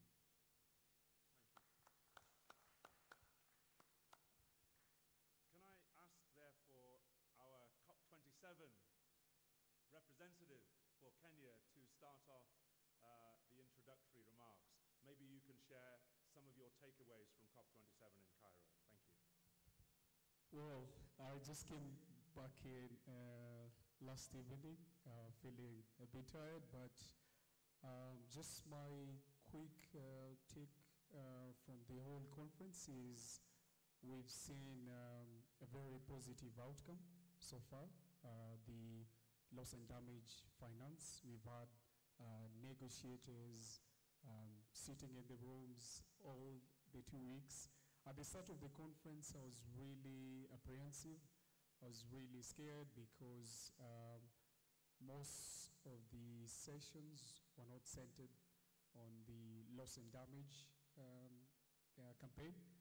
And so just on Saturday when the news came in and I was really excited, but then we're still having this conversation in restructured terms.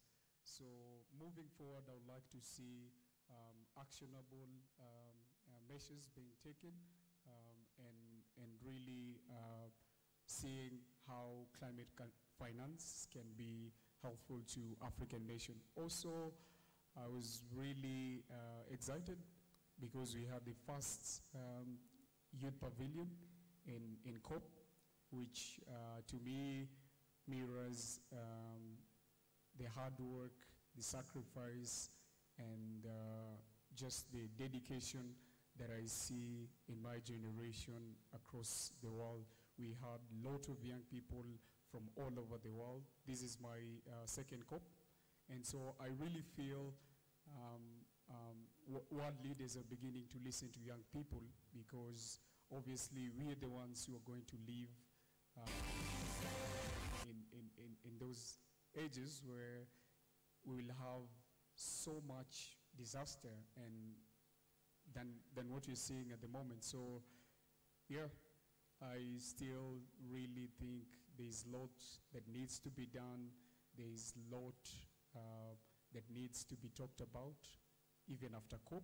So we don't have to wait until next year, November, to be able to drive this conversation. It must be continuous.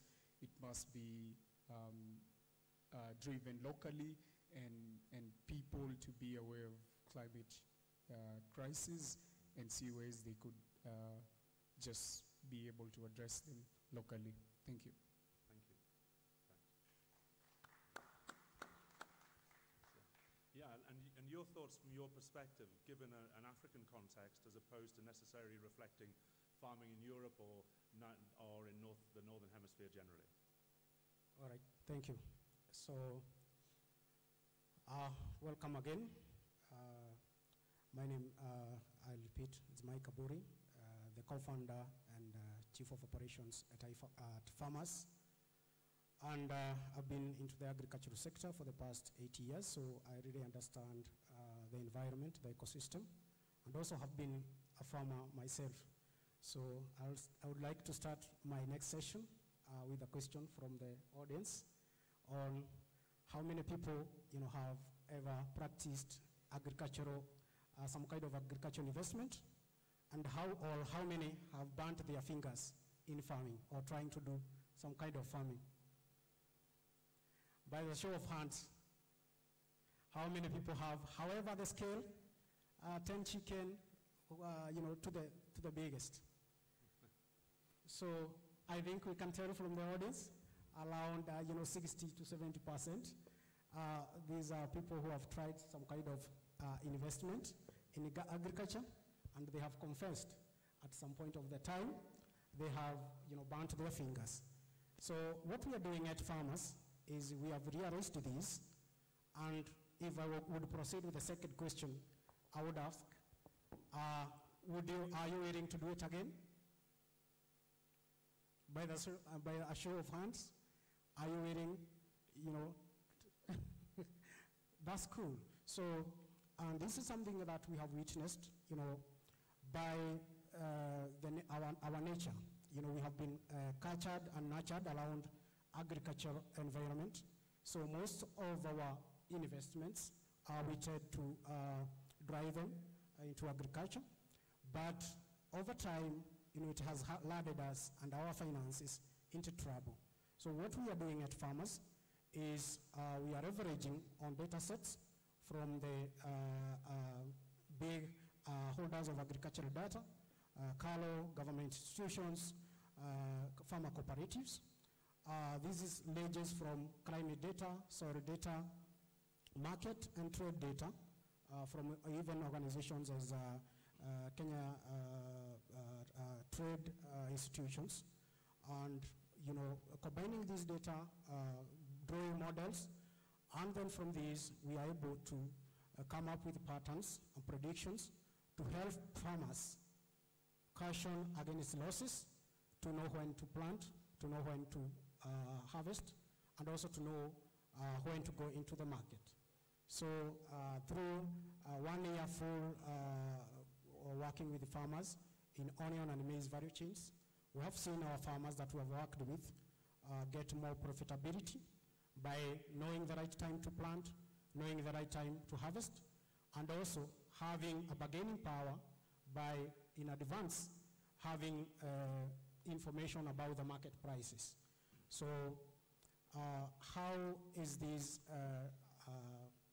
combining in our today's topic about driving or addressing the challenges, or the drivers of climate change in terms of wealth, resources, and land. So through our key data points and insights that we derive from the market, farmers are able to build confidence in farming, investors are able to get confidence in farming, and they're able to invest because it's no longer a guesswork. Because initially it has been a lot of guesswork, and that's why farmers have been burning their fingers. So the kind of capital we drive to our investments or to our farmers is through crowd investment and also from the middle class. So from our lot of research, and I would also like to quote what happened recently. If you checked during the last vetting session of our cabinet, from part of what they were saying, as they are with, they were talking about 500 acres of land, 800 acres of land, 300 acres. And from the cabinet alone, they had around 3,500 acres of land. So what we are doing in the philosophy of leaving no one behind, we are tapping into where the individuals, we are tapping into big commercial farmers as well as smallholder farmers. First, to utilize idle land for commercial purposes. One of the big projects we're working on is crowd investment into avocado value chain. And this one, we are using it as a double-edged sword, driving agroforestry for reclamation of our land, as well as generating revenue for the farmers. So these are, and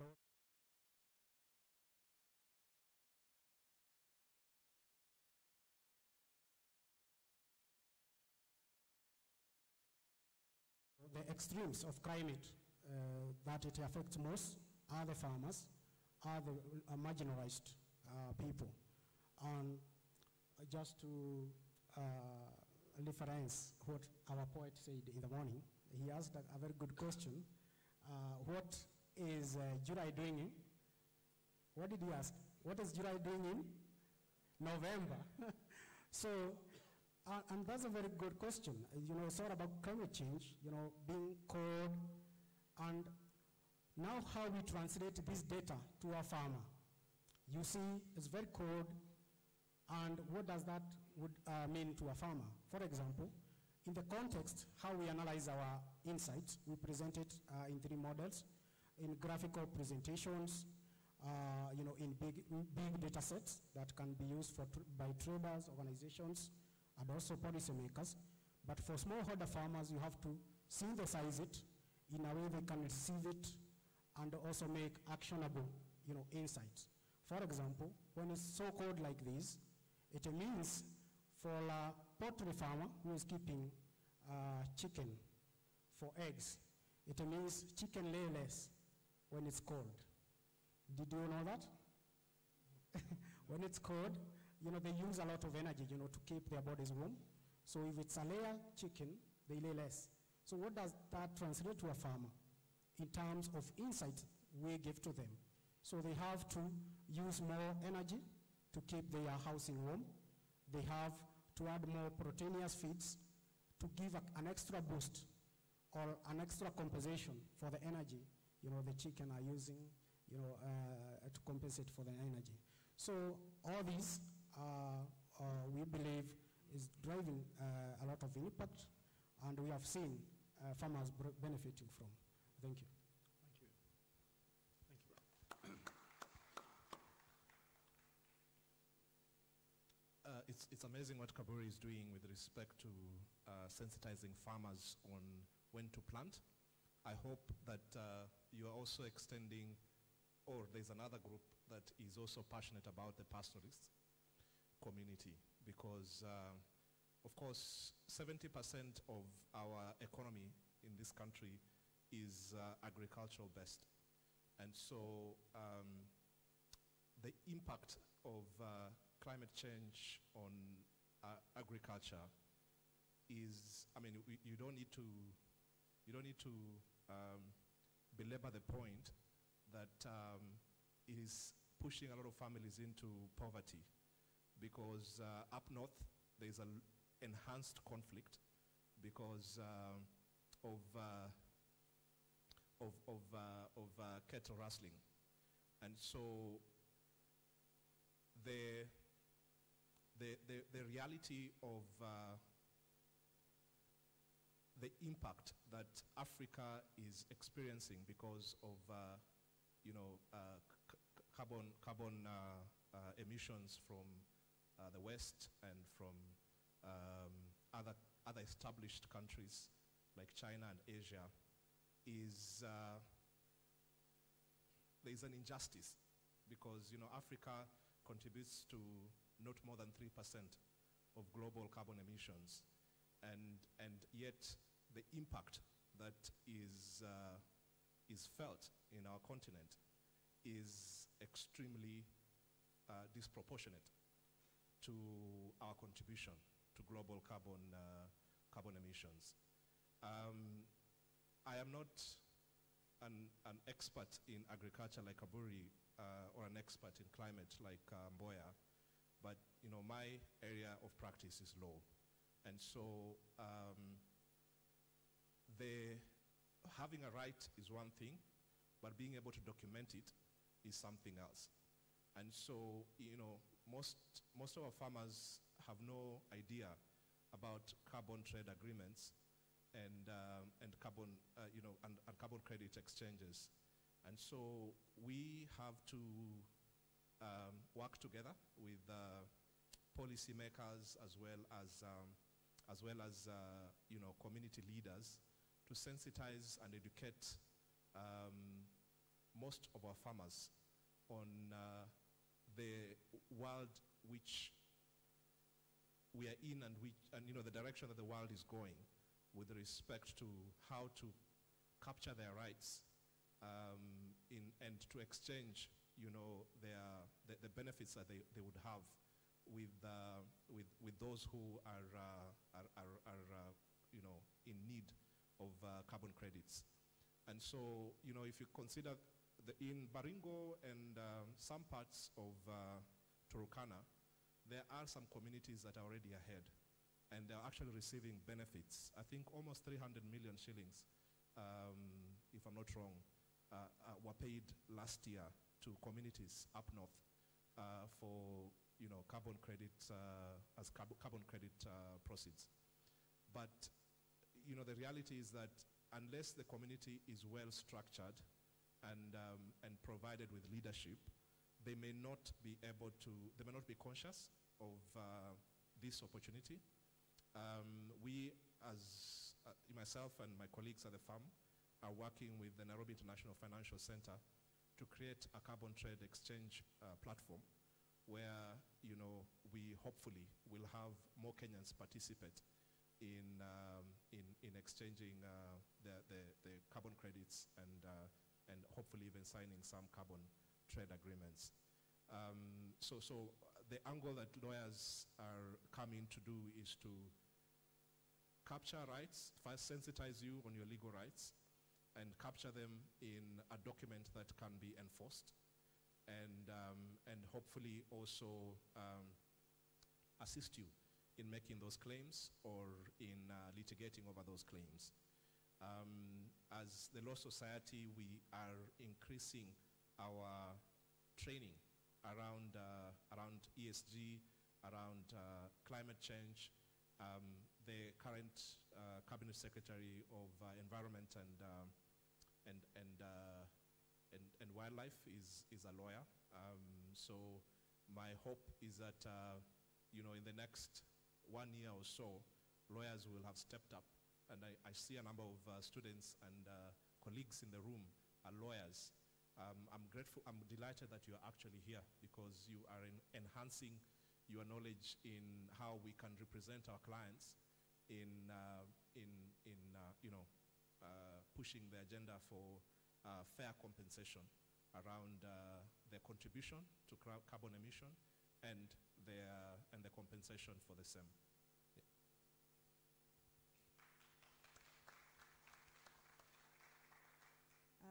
I'm also not an expert on farming, neither am I an expert on climate like George, and even though I'm a lawyer like Nelson, my focus is on the marginalized and the indigenous.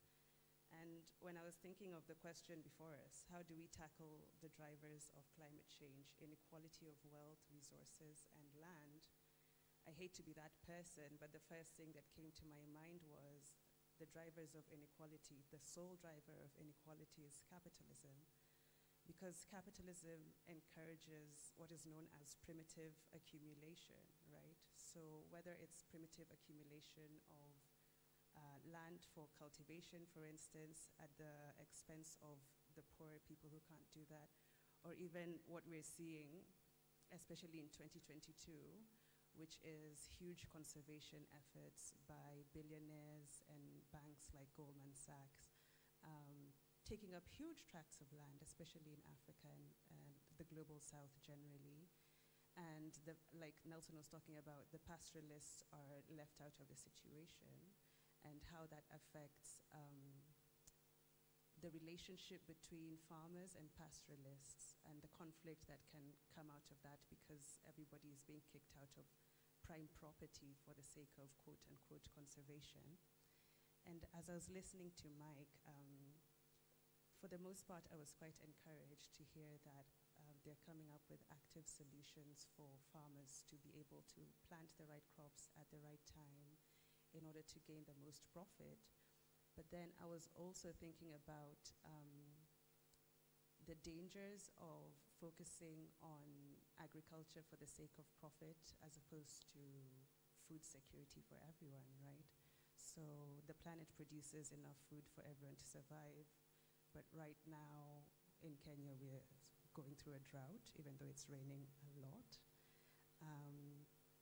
Yeah, and I was thinking about the main crops that we have in Kenya: tea, coffee, flowers, avocado is now a big one, and how all of these foods or flowers are produced for export rather than focusing on what foods we would need to be planting in Kenya in order to ensure that everyone is fed.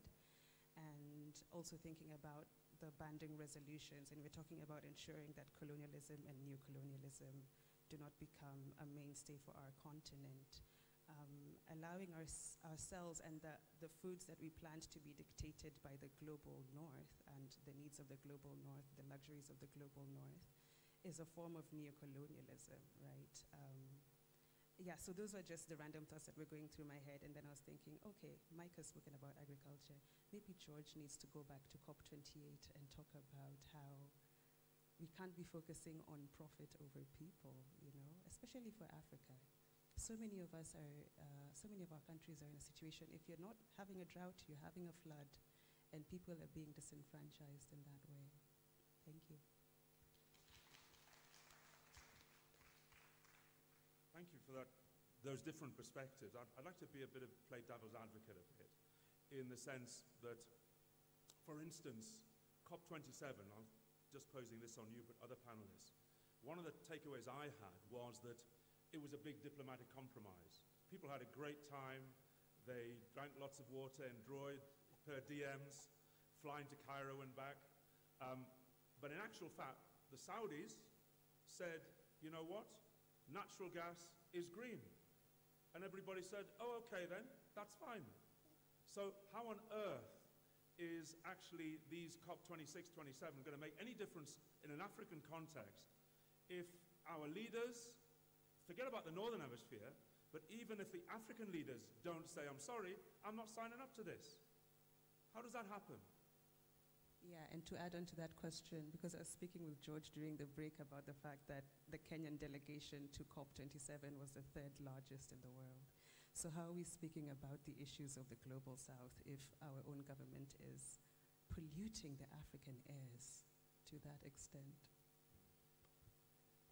George, boy, you're on the spot. Thank you so much, Judge Peter. First of all, I would like to really start off with my reflection on that. You know, it's really surprising for me as I just saw an article saying how Kenyan had delegation of joyriders in such a serious conference.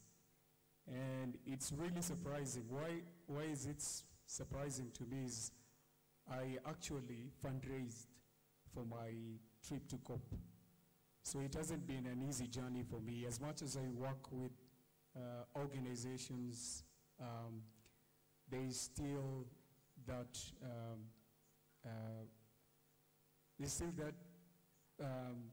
how can I say?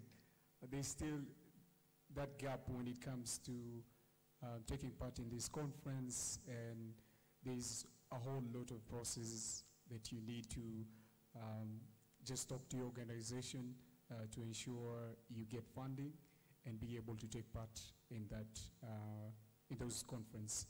So I was sad, very sad, because I was there, and those who have been to such conference know how chaotic they are. There are many pavilions. You really need to know where your sessions are, or else you'll be just moving around all the place. And I saw for many, because you have the tags, so I could read Kenyan delegate, but they're doing nothing. They're just going all around. I was there representing 5 organizations, and I was moving from every pavilion, trying to pick up discussion. At the end of the day, doing reporting just to my organization and my institution to be able to just bring back the coverage, especially on thematic areas that we are focused on.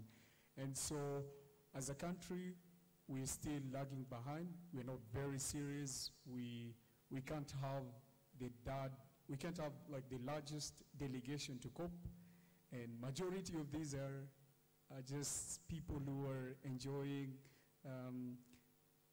the taxes poor people, poor Kenyans are paying every now and then. So it really makes me sad to see that, and to even just come back and think about, I was there, I fundraised on myself, I flew to Cairo, I took a bus from Cairo to Suez Canal to Dahab to Sham. It's a very long journey. It took me nearly 12 hours. Every time I stopped at the security checkpoint, I had to come off the bus. They checked my passport, they checked my UNFCCC supporting letter, and it's very, very tiring, very annoying. But again, my journey comes from a very humble background. I grew up in Mukuru, which is an urban informal settlement, so I had already a rough background growing up, so that wasn't a difficult issue for me. So just moving on to the next point, I think every effort everyone is trying to push for climate change really relies on our politicians, because if they don't have political will, if they don't have that sense to realize many people, especially those living in urban informal settlement. If you go to Kibera, if you go to Mathare, you will really see what people really experience, especially during flooding. People are living in shanties and they're getting a lot of heat stresses, and so it's very sad that we're not realizing how much these people are suffering. We have very poor infrastructures, very many issues with land. Where I grew up in Mukuru, last year we had over 40,000 people being evicted, and the government just downplayed the whole thing. And I'm really shocked that we can't even see the nexus between land issue and climate change, because when people are living in such places where it's even hard to access water and sanitation facilities, then the government doesn't take that into account, and all they do is they go to COP and they make false promises. It's very sad for me. And so my call would just to say that we need to have collective efforts. We need, all of us are climate experts in our own ways. We're working on different issues. So like everyone on legal, farming, everyone can be part of this effort. Because if we keep relying on the government to address our problems, it will take a lot of time. So my call is we also need to really push the people in the corridors of power to take climate action seriously and to have that will and to mainstream climate issues. Thank you. Thank you. Can I just recognize one of the big contributors to COP27? Because you obviously played a critical role, and I really respect that. Thank you. Appreciate it.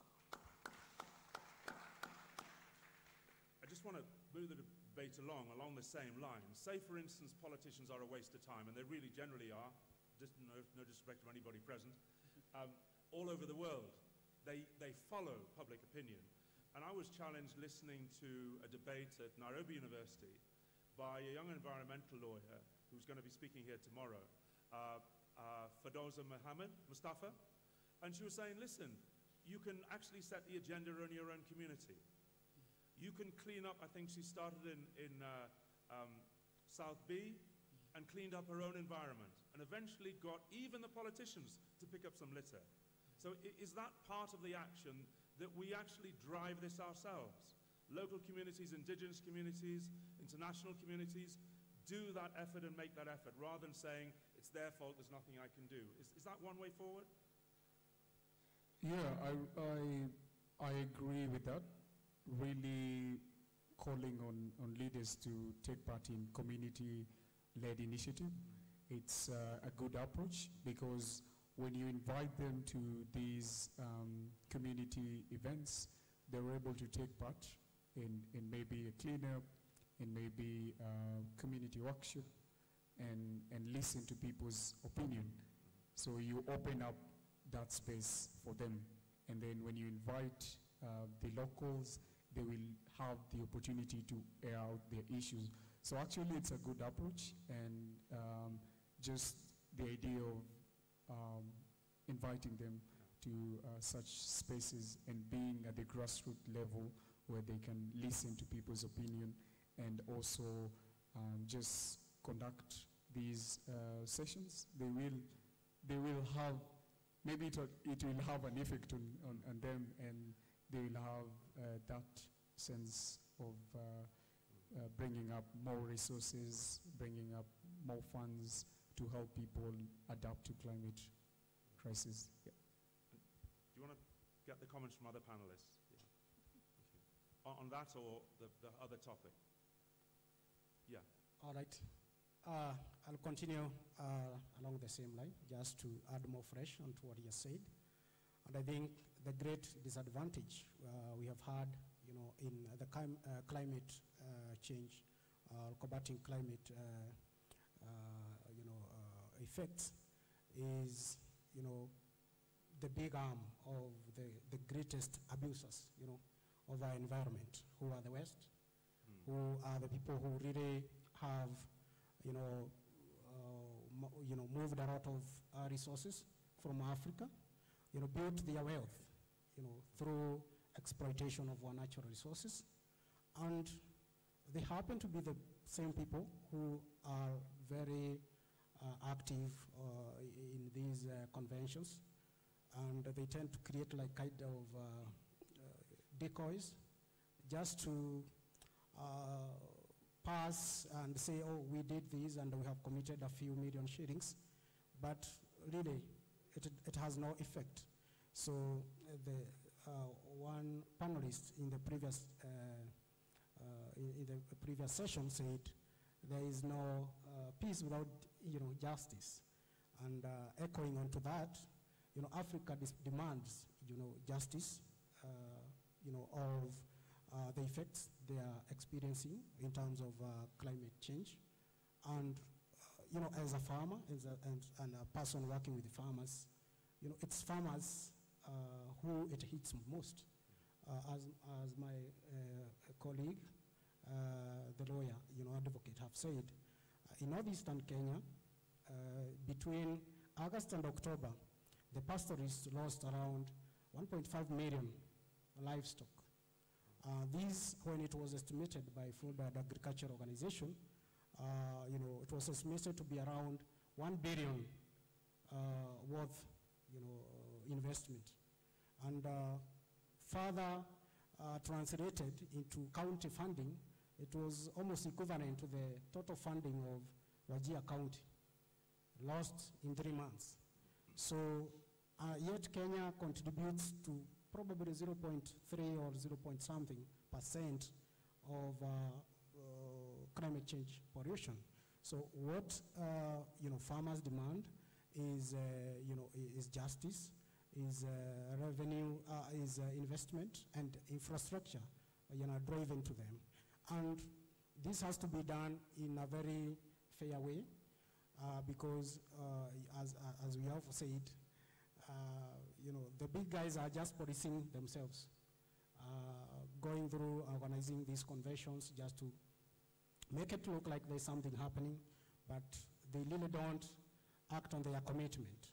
And this was also echoed by our president, Dr. William Ruto, when he said all the resolutions that were spoken in the COP 26 were not yet enacted. And at least that one prompted some commitment of financing during this year. And we just need to demand more, and I think we need to empower our farmers more, such that whenever they see their crops failing, when they see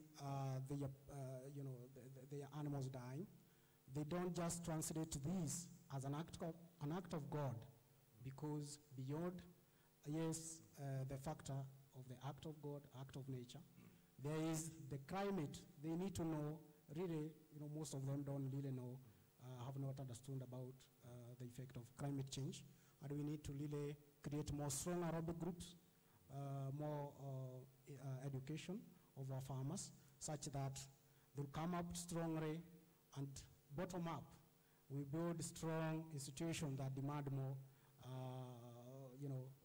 compensation for our farmers. Thank you. Thank you. Yes, thank you.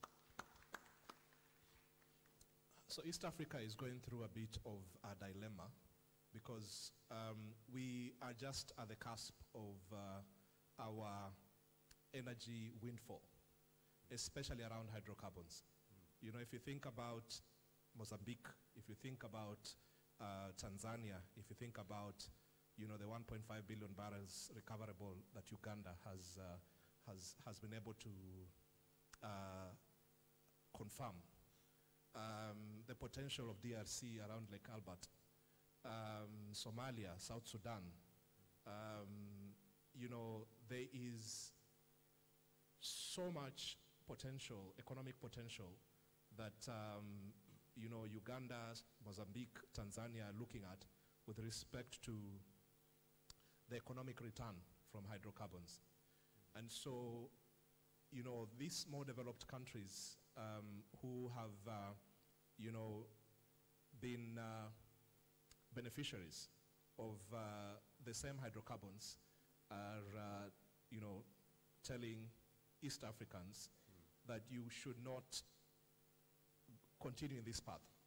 And, you know, IFC, World Bank are pulling away funding. You know, when they pull out funding, then they dictate, you know, human behavior investment follows money. And so if capital is being withheld by you know, the finance institutions like IMF and IFC and World Bank, then, you know, the independent oil producers would not continue, you know, in the process of exploring and producing hydrocarbons. But yet a lot of investment has already gone in, and not just investment, also not just economic investment or you know, policy and economic investment, but also expectation that you know, in Turkana, for instance, the communities in Turkana were at a point where they believed that finally they have gotten their breakthrough, you know, their big break. And then suddenly you're telling them, you know, actually the world has moved on. There have been a lot of capacity building that was geared towards the, you know, the big break of the oil and gas fortunes. And so if this is being taken away, then there has to be fair and prompt compensation for them to say, okay, we hear you, then we are complying with the bigger plan. And so I would say that has not been addressed properly, especially for the common East African or you know, Central African person to understand that, you know, the world has moved on, but it's being that they are being compensated for the crushed expectations. And so I think that to ask Uganda to stop producing oil without providing them you know, a clear path to how they can also experience the same economic progress that Qatar and Dubai and Scotland that has contributed to the UK is not just, in my view. Yeah, so and even when that compensation is made, for us to trickle it down to the local community to a level where they would still have experienced the equity in terms of compensation. Yeah, so I think trickling down the conversation from the government policy level or, you know, intergovernment discussions to a level where you come and address the dashed expectations of a community is what I would love to see happening. When you talked about leadership, I think we must do the big things and the small things, because when the young lady sensitizes her community about the impact of climate change and cleans up the environment, it may be a minute, it may have a minute impact, but I think what that does is that it sensitizes a community.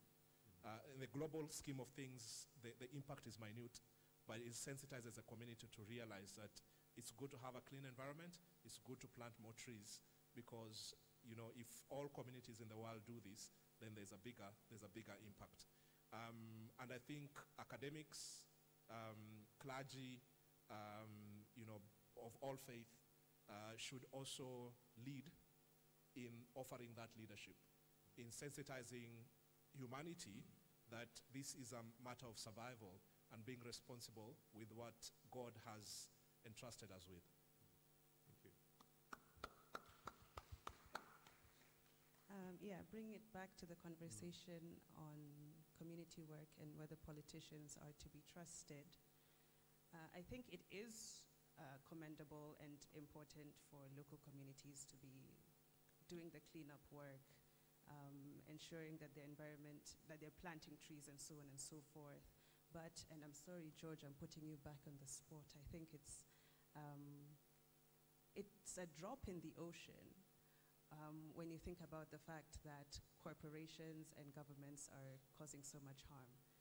The greatest funder of COP27 was the Coca-Cola company, who literally take water that was given to us by God and they bottle it and they sell it back to us, you know. And you have countries like Mexico where babies drink Coca-Cola, not milk, because of what the Coca-Cola company is doing to them, right? It doesn't matter how much work you do in the community, or, you know, countries like the US and the UK being at the forefront of the conversation when the US military, for example, is the biggest polluter in the world. And not beyond pollution, I mean, the work that they're doing in the world is pure evil, right? So I think the first thing is to remember that politicians work for us, we don't work for them. And so when they're going out there and they're making false promises and they're in bed with the big corporations that are destroying us, the Coca-Colas and the Nestle's, we should be able to hold them to task for that. For sure, they're failing us, but we should be able to, as a community, be the ones to take them to task for how they're failing us. And another thing that I was thinking about with regard to community action is what, Nelson, you were just saying right now about the disappointment that local communities might feel when they discover that they have oil and then they also find out that they cannot exploit it and that they're losing out on something. And my question would be, who is really benefiting from the discovery and extraction of fossil fuels?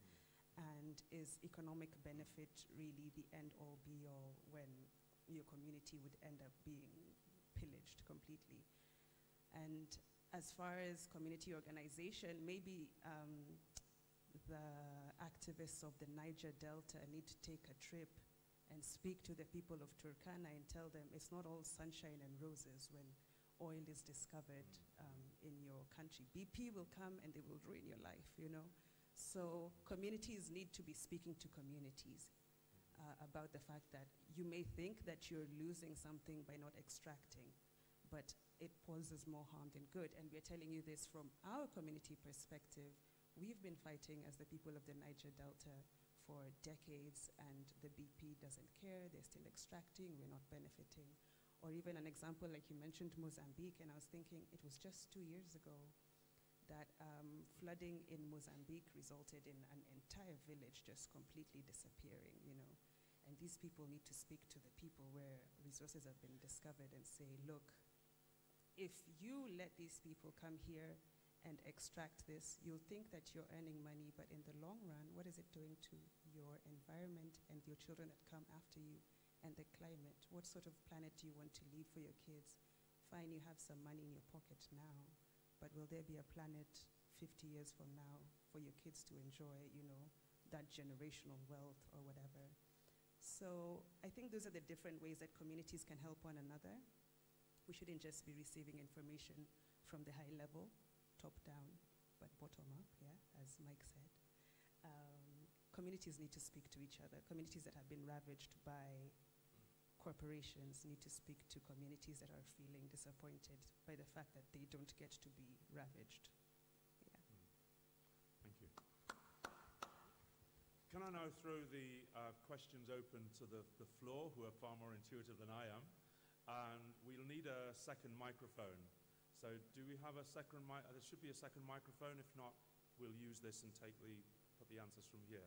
So just as quick response to Jahira, I think the other question we should be asking ourselves to follow up on that is that why are African communities suffering the impact of extractions more than, say, Norway, than, say, you know, Dubai, than, say, Qatar? How is it that those communities experience significant economic empowerment as a result of extraction of hydrocarbons? I think we cannot run away from the fact that the world needs energy, and I think it is responsible for us to transition from hydrocarbons to renewable energy. I'm just saying that as we do that, there has to be just compensation for the countries that are giving up their expectations, yeah, and the communities as well. So building on those analytical thoughts that we've had, do we have some questions from the audience and on the panel for the last 15 minutes or so? Yes. Yes, thank you so much. My name is Sarah Wycliffe, and I'm a student from Mount Kenya University, and I'm taking a bachelor's degree in criminology and security studies. I know probably maybe people from the audience might be wondering how climate change is really more or less like something which a criminologist would be interested in.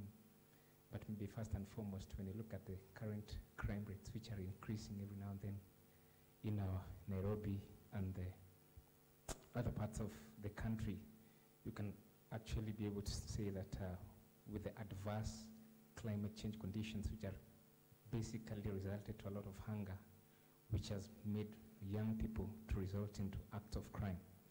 So coming back to the first presenter, who had basically mentioned from Honorable Claudia Webb, she basically talked about some of the devastating effects which climate change has caused, especially to Africa as a continent. And my brother Geoffrey, thank you so much for your participation in the COP27, which just ended. And I was just looking way back in COP26, which was held in the UK in the year 2021. And some of the agendas which basically were being discussed was mostly geared towards climate financing, where we could see countries who are developed, especially in the West, were basically promising how they're going to raise $100 billion by the year 2023, where they'll be using this money especially to fight the climate crisis in African countries. Now, my question is, of course we know that the developed countries have the capacity and the financial muscles to help in mobilizing the funds.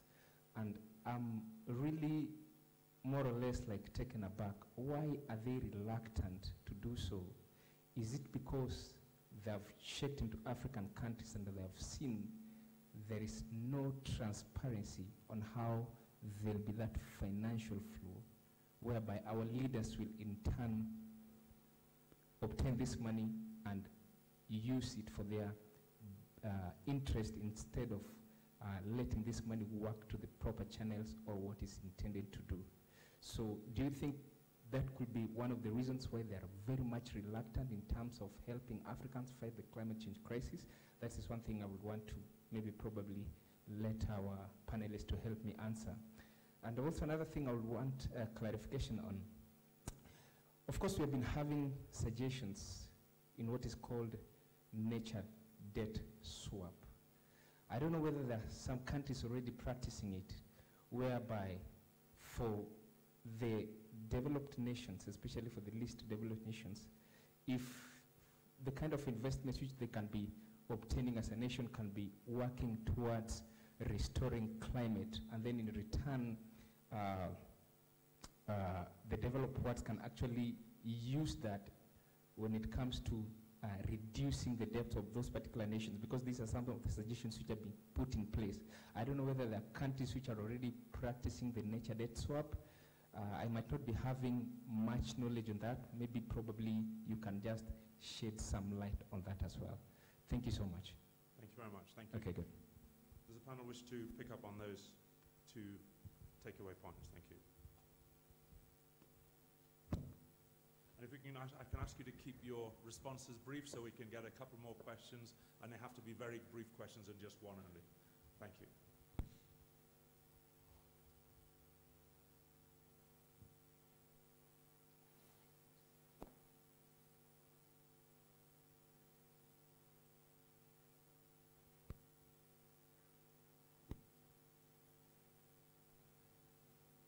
Hello? Yeah.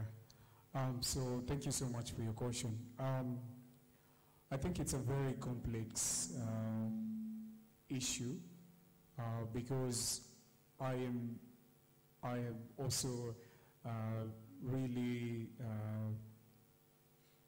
worried about these conferences because we don't need any more climate conference. We keep hearing the same the same opinion from the global north.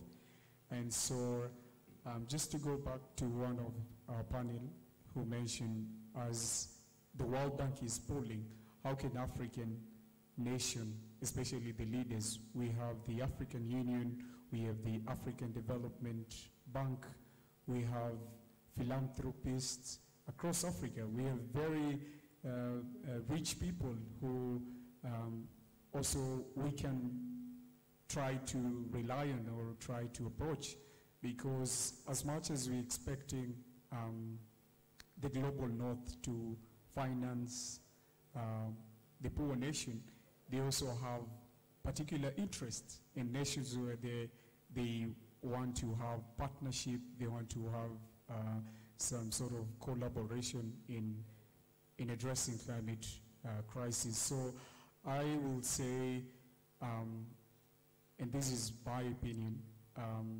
there needs to be that alternative method. If African nations cannot come together and decide to chart a new climate pathway, especially when it comes to investment and climate financing, then we're going to still rely on the global north and this institution. And for me, it's very surprising, because if you look at the climate politics, even in the 90s, there's been less focus on African nations. And so we are in 2022, and we're still thinking the global north will finance African nation. These conversations are still restructured, as I said from the beginning. And so African nations should have a wake-up call, especially from this COP. We've had the loss and damage fund being agreed by the parties, but there's a long way to go. There's a lot of discussion. There's a lot of details that these parties in the negotiations room, where I was not able to take part in, that they discussed. So these are exclusive conversations that we will never know. We cannot have that opportunity to just know what they really discuss and why are they particularly interested in funding these African nations. So I'll say, we need to have a new climate pathway for African nations, and this has to be narrowed down to regions. So East African, South African, West African, Central African, and also just the whole continent, a way for us to really come up with resources and use it to adapt to the climate crisis. And can I just pause you there, because I have to be really brutal and say I was present in a Miss President's debate and they gave them 60 seconds, that's it. So I have to cut you and to hear from other panelists, because I do want to get one more round of questions, which will also be brutally short. So please share, but it's 60 seconds and as if your life depends on it. Thank you. I am not aware of any country that has done a debt swap, debt swap. I'm not aware. I wanted to say I slightly disagree with George, because this money coming from the north, it's not a favor. We're not asking them to give us money as a favor. It's owed to us. If they're extracting from us, if they're the reason why we're experiencing such high levels of destruction, even when we emit the least, it's owed to us and we should be pushing for it. Even as we look for solutions within the continent, we're still owed a debt. Did you want to come in? Yeah. Thank you. Thank you. Maybe I can just add as an echo to what my colleague Jahila has said. It's not a favor that's being done. It's a compensation of the ill that has been done, and it has already been done. And it has to be, catered for. So just to mention, it's not Africa. It's not that Africa doesn't have resources they can exploit right now, that we will be put them at a favorable, advantage. We have coal deposits. We have, but now we can't use them because, of issues of climate change. So as an opportunity cost, of that, the rich nations, have the obligation, to compensate for that. Just to reflect on what we are doing with our farmers, right now, installing a solar pump installation in any, in any well or borehole is probably 3 times more expensive than installing an electricity-powered or oil-powered pump. So we have really to leverage on all these factors. Thank you. So I have time really for one more question, 2 very quick ones. So I'll take you in the front, sir. Here? Yeah, but very, very quick question, 30 seconds, please. And I can take, I think, 2 more. There's a sister here as well. Yes. Yes, my name is Benedict from Latiao Community-Based Organization. So, right into my question. What do you think is the solution that currently works for our local communities? Should we still look at policy? Because as currently speaking, we have a Climate Change Act of 2016 that talked about integration of climate-led education in our curriculum. So should we still look at policy, or should we look at the existing grassroots organization undertaking programs on climate change so that we can capacity boost them in order to scale their activities? Because as we speak, we have a lot of good policies, but implementation has been a gridlock. So should we look at capacity building of existing organizations to scale their activities, or we should still be stuck at policy formulation? Thank you. Thank you. I'll take 2 others. So there was a sister over here. Did you want to ask a question? And then we'll come to you, sir. Yes. And those are the only questions we'll have time for, but you can interact with the panelists afterwards. Hello, everyone. Hello. My name is Qadra Hamdi, a student at Uma University, taking bachelor's degree in computer science. So my question is, kindly can you expound on the main threat of climate change? Expound. What should we do as students? Mostly, if you have recently visited Kajiado, you'll see livestock, dead livestock on your way there. So many students also, primary students, secondary students, dropping out of schools because of drought, floods, So expound, what should we do as university students, mainly in the arid and semi-arid areas? Thank you. Thank you. And one final question here. Yes, hi. Very brief, thank you. Okay. Yes. We have negotiated global goals for tracking and tackling climate change since the 70s, the 80s, the 90s. And to some extent, it felt like we are too far gone, that we are fighting a losing battle, and it's time we rethink our options to maybe start living in the new changed climate. Now, recently... Could you just put your question very briefly, please? Yes, Thank you. Comes. What's different this time? Like, what's different about the latest conference? Like, do you truly believe that the new plans are going to work? Thank you. Thank you very much. Can I just, the panelists in turn, you don't have to answer all 3, but pick whichever one you wish to. Whoever wants to start, if you can start, sir. Thank you. I would like to answer the lady who just commented. What can students do? What can do? Probably align the same. What can we do? As a lot of negotiation, a lot of time wasting is happening, at the policy level. We need to support initiatives, that are happening, with farmers, farmer groups.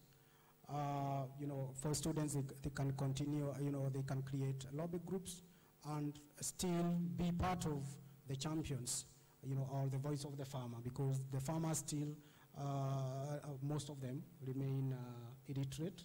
So this has to be translated. They have to be people who are their campaigners, advocates, people who are informing them. And part of what we are doing as an organization is, our goal is to make agriculture, or anybody be able to trade in agriculture. My colleague talked about creating stock for carbon trading. So for ourselves, we want to create stocks for trading any agricultural value chain. Right now, wheat, coffee, tea is traded globally just because there is enough data, just because enough structure and formalization have been done around those value chains. So for us, the value chains we are working on, like current reform, we want to make it that anybody, be it a student, an investor, a trader, can trade not necessarily at production level. So because value chains have different levels, production, logistics, markets, and the like. So anybody can trade in agriculture sector because it has been formalized and a lot of data has happened. Last one, there's something interesting that was happening, and I don't know whether we call it profit during crisis or what. So during the very tough time when animals were dying in Northeastern, there are people who came up with the idea of feedlots. And feedlots is the cows which would normally trade at the marketplace at around 40,000 shillings, went as low as 500 shillings, 1,000 shillings. So what smart traders did, they would go and buy these livestock and create fattening feedlots. These feedlots, they would feed the animals, and within 3 months, these animals will come into the market, trading at around 60,000 shillings. So part of those initiatives is what we can do. It's business, and also it's saving livestock from loss. Okay. Thank you. Thank you. Again, very, very brief so we can go for lunch. Yeah, I'll just try to be quick. Yeah. So my background is in research, and I'll start off with what can communities do. So, for example, we work with many communities across Nairobi, and I'm really glad that communities are using citizen science. So we are trying to measure air quality in areas around industrial area with the local people. So we are actually empowering locals to conduct these research and use that data to approach policymaker at all levels. So be it the national level and the global level. And also, just to respond on what individual actions students can do in their communities, I'll say one thing. I believe all of us here use social media. One tweet can make a difference. So using your social media platform to share such drought scenarios in your communities, it can really capture people's attention, and it can lead to conversation. So that is one thing you can try to do, because we're using social media. Sometimes we're trying to use it for our own self, but we can also use it to try and share what's happening around. And lastly, I think COP conferences are becoming tiring to people. And what goes beyond COP is what really matters. So bringing back this conversation to the local people, these are the people who needs to know what they can do. So bring back the conversation locally and use it to drive climate change. Thank you.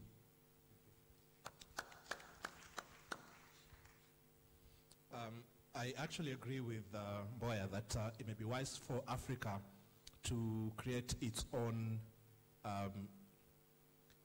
negotiating agenda around climate change. And all the three questions are basically the same, asking what can we do, are we doomed? And I would say two things. I think, as lawyers, we always help our clients to negotiate. And so one of the tactics of negotiations is to posture. And I think if I was the chair of Africa Union, I would say, let's posture that we're going to continue with our hydrocarbons extractions until the world blinks. Yes. So that then they come to the negotiating table on our terms. You've seen what Iran and have been doing around nuclear energy, nuclear bombs. And North Korea, yes. So, that may seem like a crazy idea, but I think that's the language that the world understands, that if they don't blink, then we're going to go forward.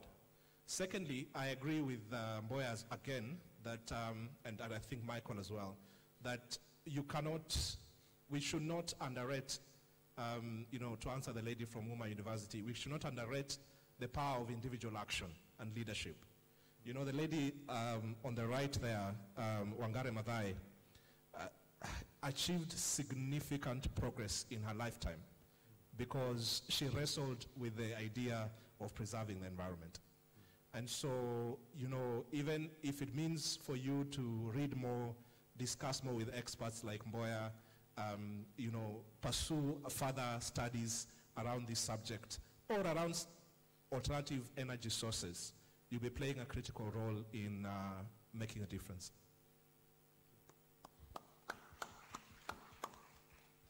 I'll start with the young man from the CBO who asked, should it be more policy focused or more grassroots focused?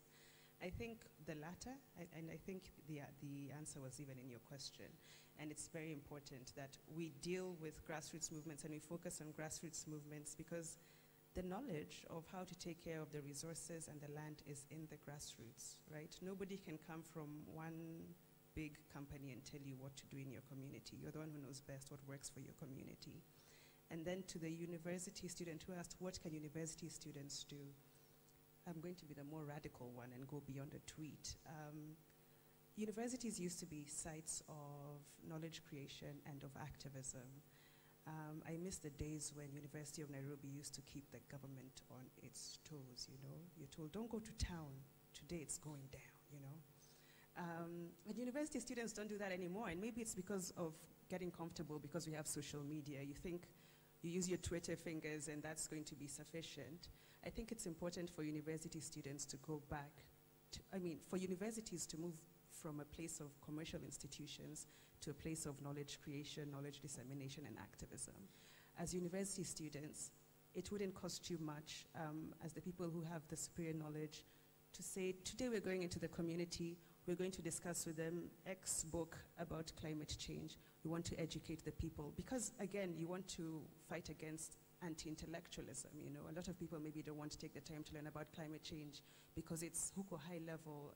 I don't even understand when we're talking about carbon, debt, and all those things. As a university student and in clubs, you can come together and teach the community about what is happening in the climate, what is happening in the environment. Like you were talking about Turkana and the fears that they may have for what they're losing out on. Go to Turkana and tell them why it's best that they don't have extractivist companies coming to them. Do the activist work beyond just the fingers, yeah? Thank you. Can I just close the session here? Can I ask you to give a warm round of applause for all the panelists? Can I just put a bit of more pressure on the panelists and say what I'd like you to do is join me, just send me a text later on to put together those 12 points of agenda of what the continent must do and what the Bandung Declaration should be at the end of this conference. And we'll reflect these debates and put them to the conference on the floor tomorrow in the last session. Can I thank you once again for that brilliant presentations and discourse. We can continue it afterwards. Finally, can we have a photo opportunity so we capture the moment? Lunch will be from now, so please, I hope it's all ready, everything's set up. Please get your lunch as quickly as possible. We're trying to make up a bit of time. And can you try and be back in the hall ready to start the workshops at 2:15? So 45 minutes, one of those court lunch times. So try and be back, and we'll split. There are 5 workshops. So what we'll do, we'll have one in the VIP room outside, and we'll have 4 in here, left and right at the front, left and right at the back. So those are our breakout rooms. So it means we may not be able to discourse too loudly, and just be sensitive to the needs of other debates. But that's what we can make the best use of the hall. And that will be from 2:15 till, I believe, 3:30. Okay, thank you very much, everybody. Let's have the photographs. Enjoy your lunch, and we'll see you in the workshops. Thank you. In addition, delegates, ensure you pick your meal cards at the doorway as you proceed to the cafeteria. Thank you. Yeah, you have a meal voucher, so please make sure you collect them. Thank you. Okay, and the photographs will be taken outside here, where we have the auditorium written. I think we prefer the photographs to be taken just here, if that's possible, on the stage. Okay. Yeah, if you don't mind. Yeah. You want it to be taken from that?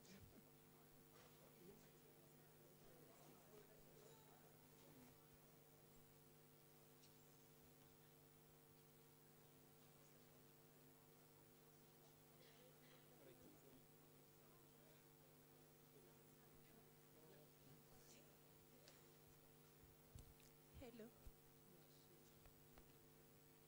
Lunch iko ready.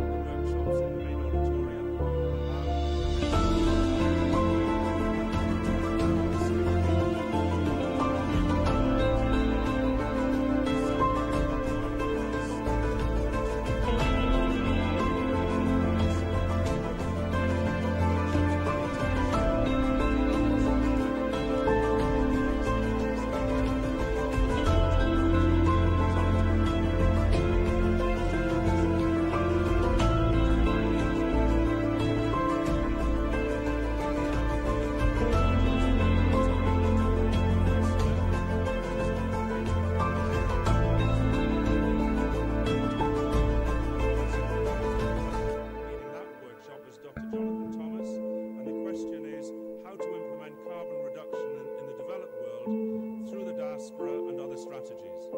So it's a policy-driven one. Yeah? There'll be a laptop presentation by Dr. Thomas. So can you go with Dr. Thomas first left out of the auditorium and to the VIP room? Yeah. So please, can you have some people going with Dr. Thomas to take part in that? Thank you. Don't sit there. If there's somebody, don't be shy. Please make a choice. I'll go through the four. The second one is led by Fabian O'Reilly, entitled Environmental Policy. So it's environmental policy expert. The question is how to document and strengthen innovative strategies to engage indigenous peoples, local communities, and civil society, including youth and children, to address and respond to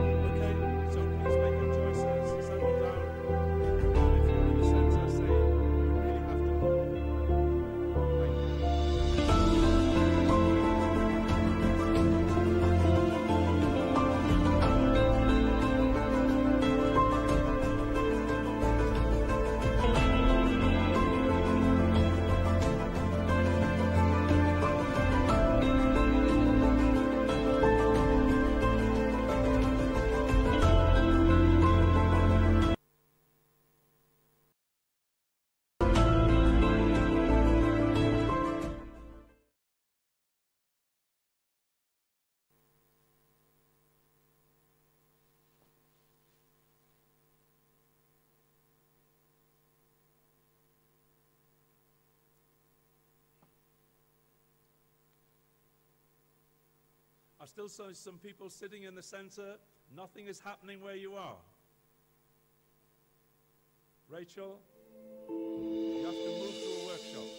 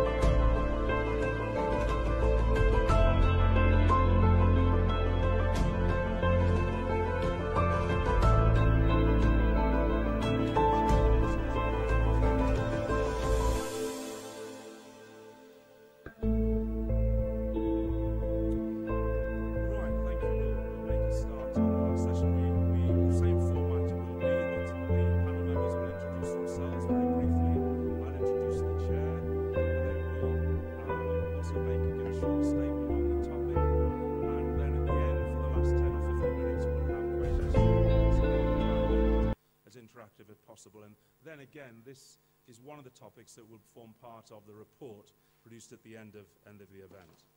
So can I give a very warm welcome to Jacqueline McKenzie, who is a senior partner with Lee Day, one of the major legal aid law firms in the United Kingdom, well known for its international human rights work, both in Kenya, in Zambia, and if I can say, those of you who have heard about the willingness of the UK government to throw people of colour out of the country, Jacqueline is the person who almost single-handedly led the successful struggle against the UK government to get compensation for victims of what was called the Windrush scandal. And so we owe her a pleasure now, and please give him a big hand when I announce him, in introducing Mr. Irungo Houghton, Chief Executive Officer of Amnesty International.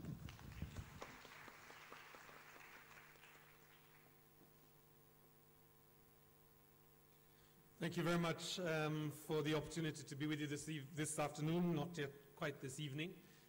My name is Irungo Houghton. I serve Amnesty International Kenya as the Executive Director. We are not a non-governmental organization, but a movement of members in this country. About 1,700 members sign up to take action with us, and 22,000 support our action. So I hope there are a couple of members in the audience. If not, please go to amnestykenya.org and join us as you listen to me this afternoon. That having been said, a few years ago, it's about a decade ago, I came close to one of my, I guess one of my idols almost, but one of my heroes, and probably one of the world's saints.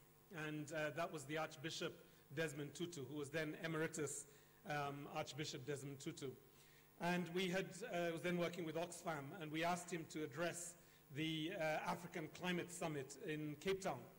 And it was just before one of the COPs, and we thought that this would be a very powerful way to generate energy among particularly young South Africans and people who had traveled from about 10 or 15 countries to this space. And as he stood to speak, he began to read a paper that I thought he had written for himself.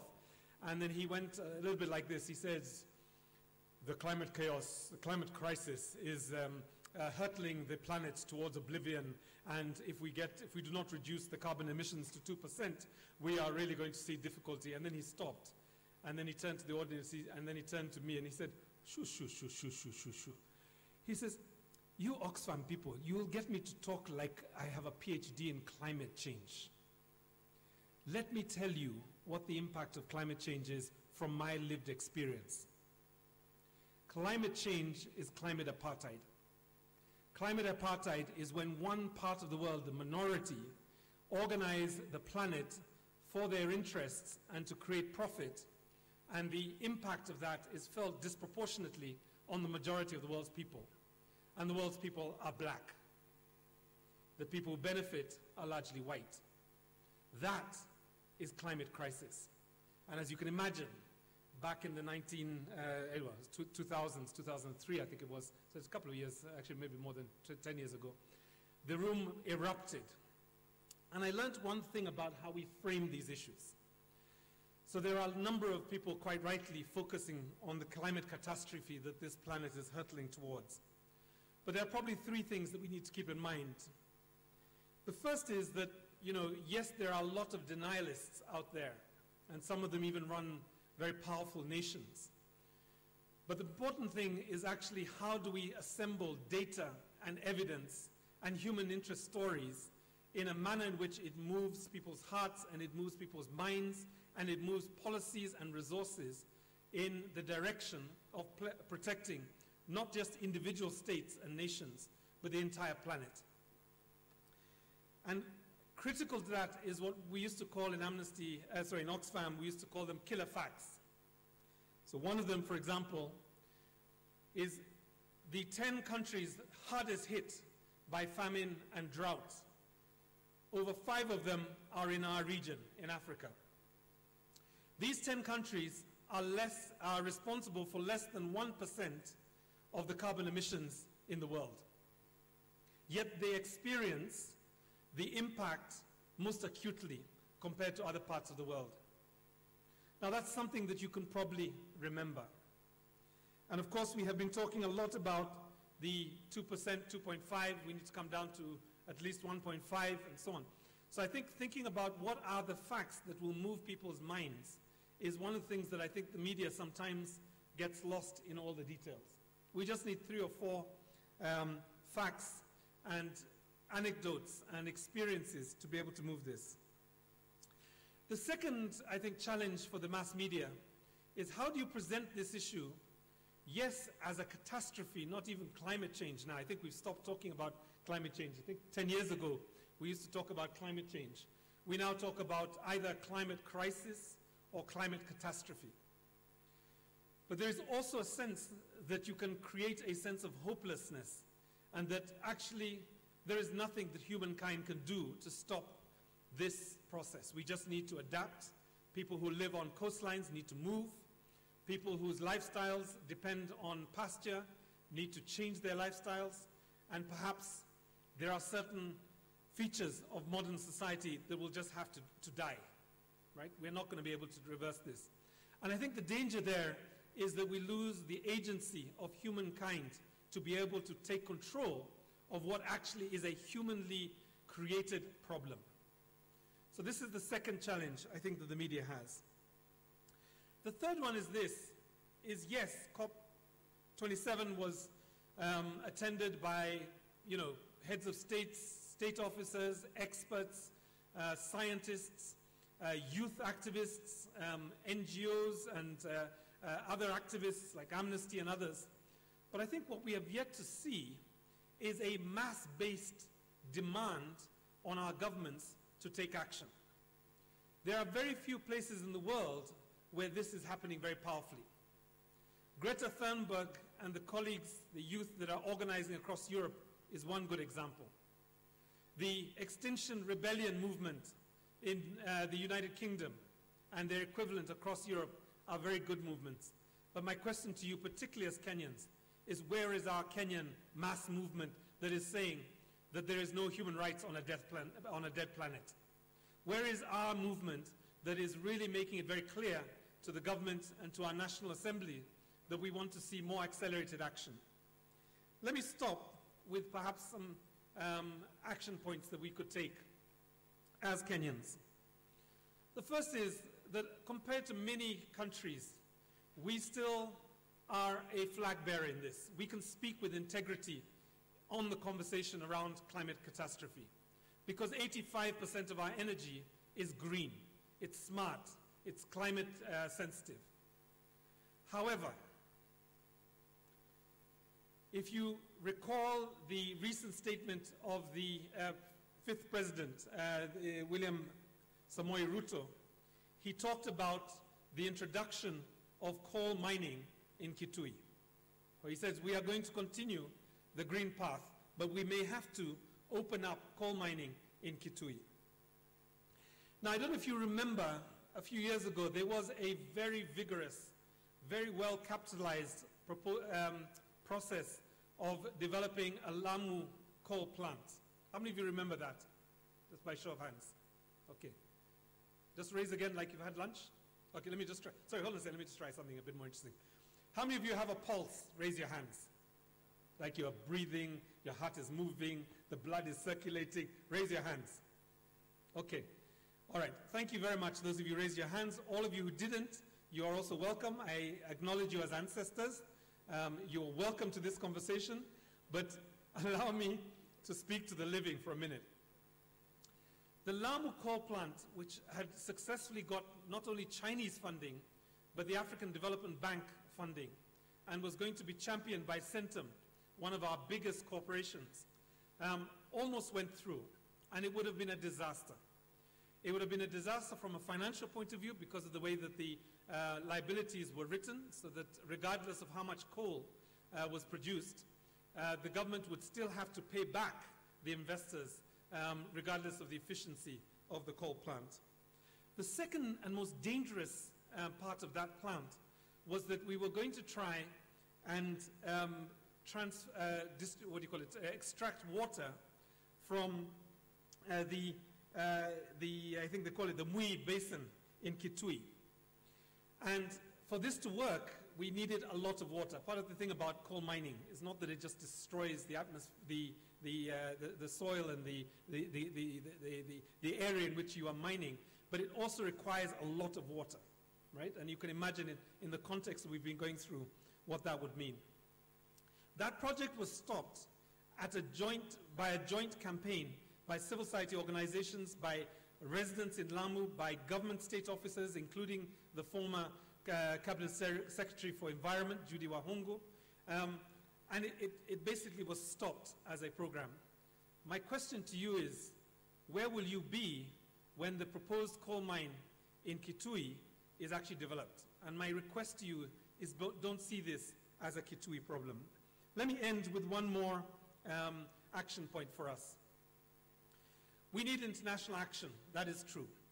We also need domestic national action, because if we do not have coherency between our agricultural, our energy, our mining policies, we are not going to see the kind of protection that we need to ensure happens on our soil. And I think one of the things we need to be demanding right now is we need to be demanding that the government, and particularly the president, establishes the climate change, or the climate council that was established in the previous administration, but has not yet gone through parliament and has not yet been established. And I think these three actions potentially could give us the kind of integrity that we can go to the international space and demand of the polluters to stop polluting the planet and stop killing our planet. Thank you very much.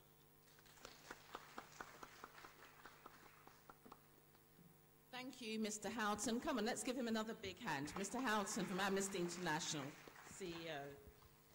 The final speaker is Dr. Benjamin Kinyili, who represents the Kenya Forest Service, and he's actually here today representing Mr. Julius Kamu, the Chief Conservator of the Kenya Forest Service, who sends his apologies. So let's give him a warm welcome.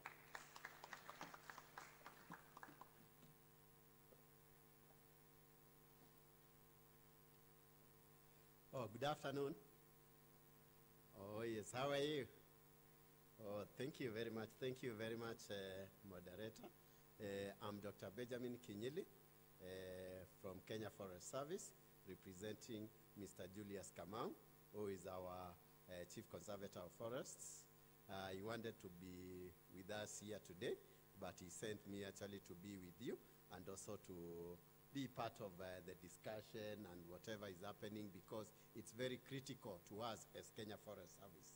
The Kenya Forest Service actually is a corporate body established under the Forest Conservation and Management Act of 2016 with a mandate to protect, conserve and also manage all public forests and sustainably manage forest resources for the provision of forest goods and services in perpetuity, because we would like actually whatever this current generation is enjoying, also the future generation also to be able to enjoy the services and also the goods.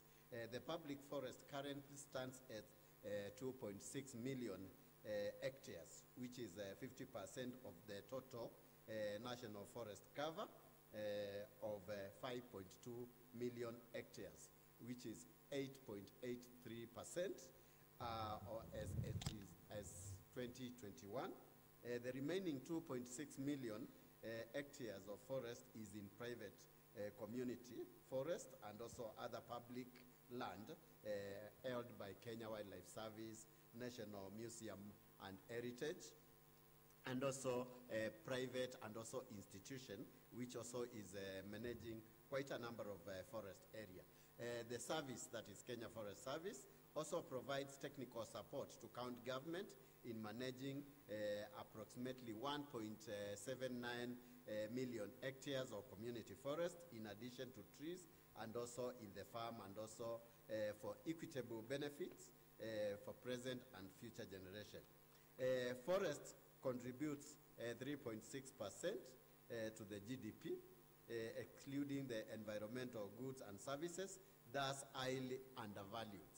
Actually, it has to be more, even more than 5%, towards 10% to the GDP, but you find it is undervalued, it is also underreported. So actually here it's where we need now the media to take our story and to tell our story, so that now we can be able now to know where it is, if it is the taxation, if it is the contribution of the forest, because we know it contributes to the agriculture, more so to the water, for the irrigation. It also contributes to the energy sector. We know 80% of our population uses wood-based energy for lighting, for cooking, and this is the story actually we would like to be taken to the masses. Also, you find it also contributes to the economy, and this undervaluation is due to not taking the consideration that the forest really provides habitat for the biodiversity. You know, Kenya is known for the big five, the wildlife, that is the elephant, the lion, the cheetah, the rhino, the buffalo, and all that you find they are hosted in the forest area. So this is an area where actually, if the story is well told by the media, really it can contribute even more to that. Also, the forest influences the climate change and also the weather condition. Whenever now we have the drought, they will talk about, hey, what happened? Our forest has been cleared. We have done a lot of deforestation. We have done a lot of illegal activities. But really, are we telling the real story? Are we doing something? What action can we be able to do to mitigate some of this? When there is now a lot of rain and we have the landslides taking place and maybe floods, they say, oh, this is because we have degraded our areas, we have cleared our water towers. What else can we be able to do? And you find the media will pick the negative.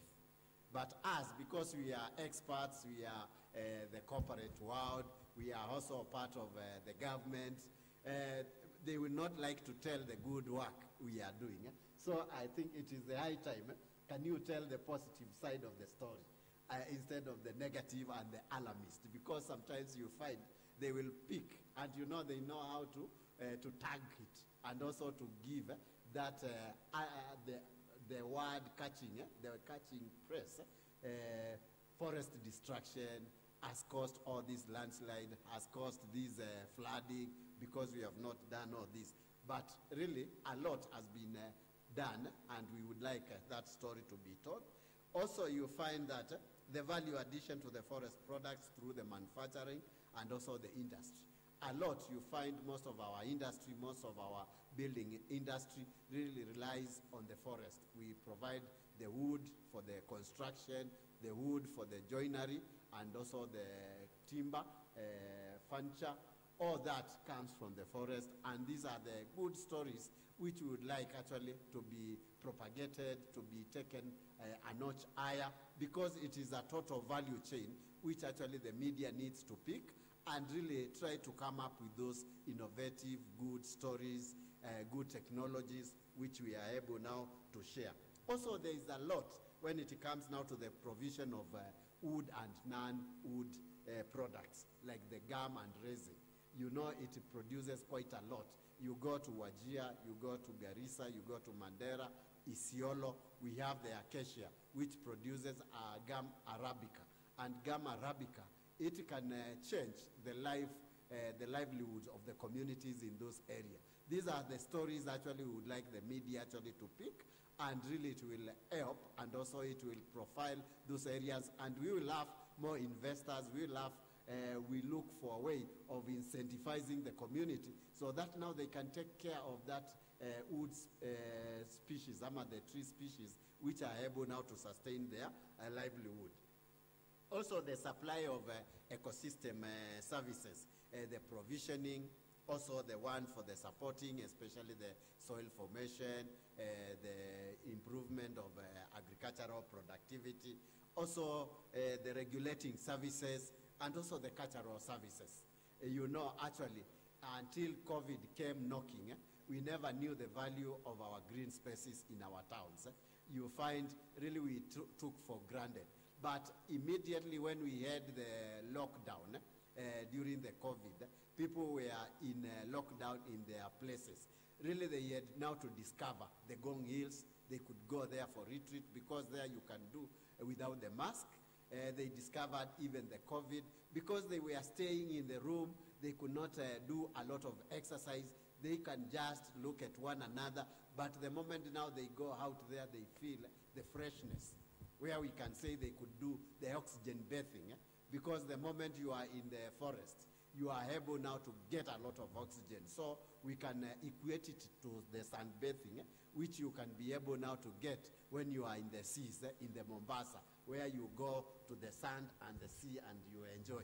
But when you are in the forest, you have now that oxygen bathing. You are able now to improve your lungs. You get a lot of oxygen, and the tree is able to sequester that carbon which you are giving out while you are breathing.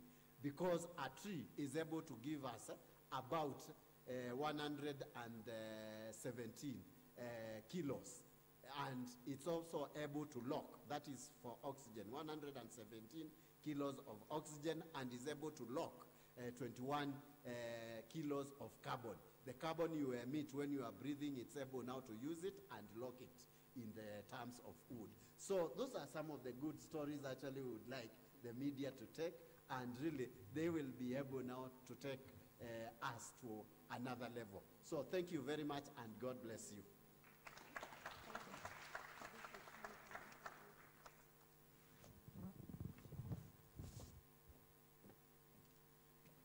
Thank you very much, Mr. Kinyele, and let's give him another big hand. I believe we've got somebody dialing in, and if I knew that, I wouldn't have let these three speak for so long, because I really want to hear from some of you in the audience. I'm sure you've got burning questions after hearing these wonderful and expert presentations. But we've got somebody called Ireti Bakari Yusuf, who's currently in Lagos, Nigeria. Have we got her? Well, anyway, just in case she makes it, she's the principal partner of Notting Hill Media, a marketing and public relations company. She's a radio personality on the popular radio news show called Freshly Pressed on Smooth FM. Mrs. Yusuf, are you here? Yes. Oh, right, okay, so over to Mrs. Yusuf. Let's make her feel welcome. And it's Miss Bakari Yusuf, not Mrs. My apologies, I've literally been handed a paper 30 seconds ago. I understand, no problem at all. Just need to make it clear, that's all. Thank you so much. My name is Ireti Bakari Yusuf. I'm a broadcast journalist. I am the founder of Purple Women Foundation. I am also a theatre producer. So when I was invited to this, I was quite excited, and it took me back a little bit. So I'm just going to give a brief.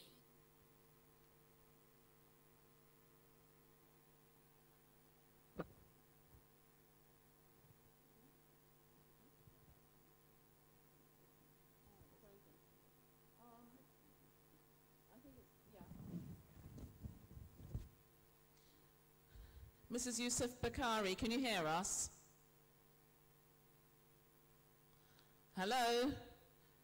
Well, I think, because we've really got very little time, I think I'll ask the question that I wanted to ask. I'm only going to ask one question, because otherwise we'll be here all evening. And then I'm going to ask you to ask your questions. If Mrs. Yusuf Bakari, by chance, manages to rejoin, we'll get her to say a few words. But we'll move on. So what I wanted to ask you, gentlemen, and thank you very much for your expert presentations, is whether, since I've been in Kenya and talking to people, particularly the students who are here, who've come from all around the country, large swathes of it isn't actually covered by any form of media. Large numbers of people don't even have access to the internet, because these days we're taking much of our information from the internet, from social media, and we're also promoting our causes through social media.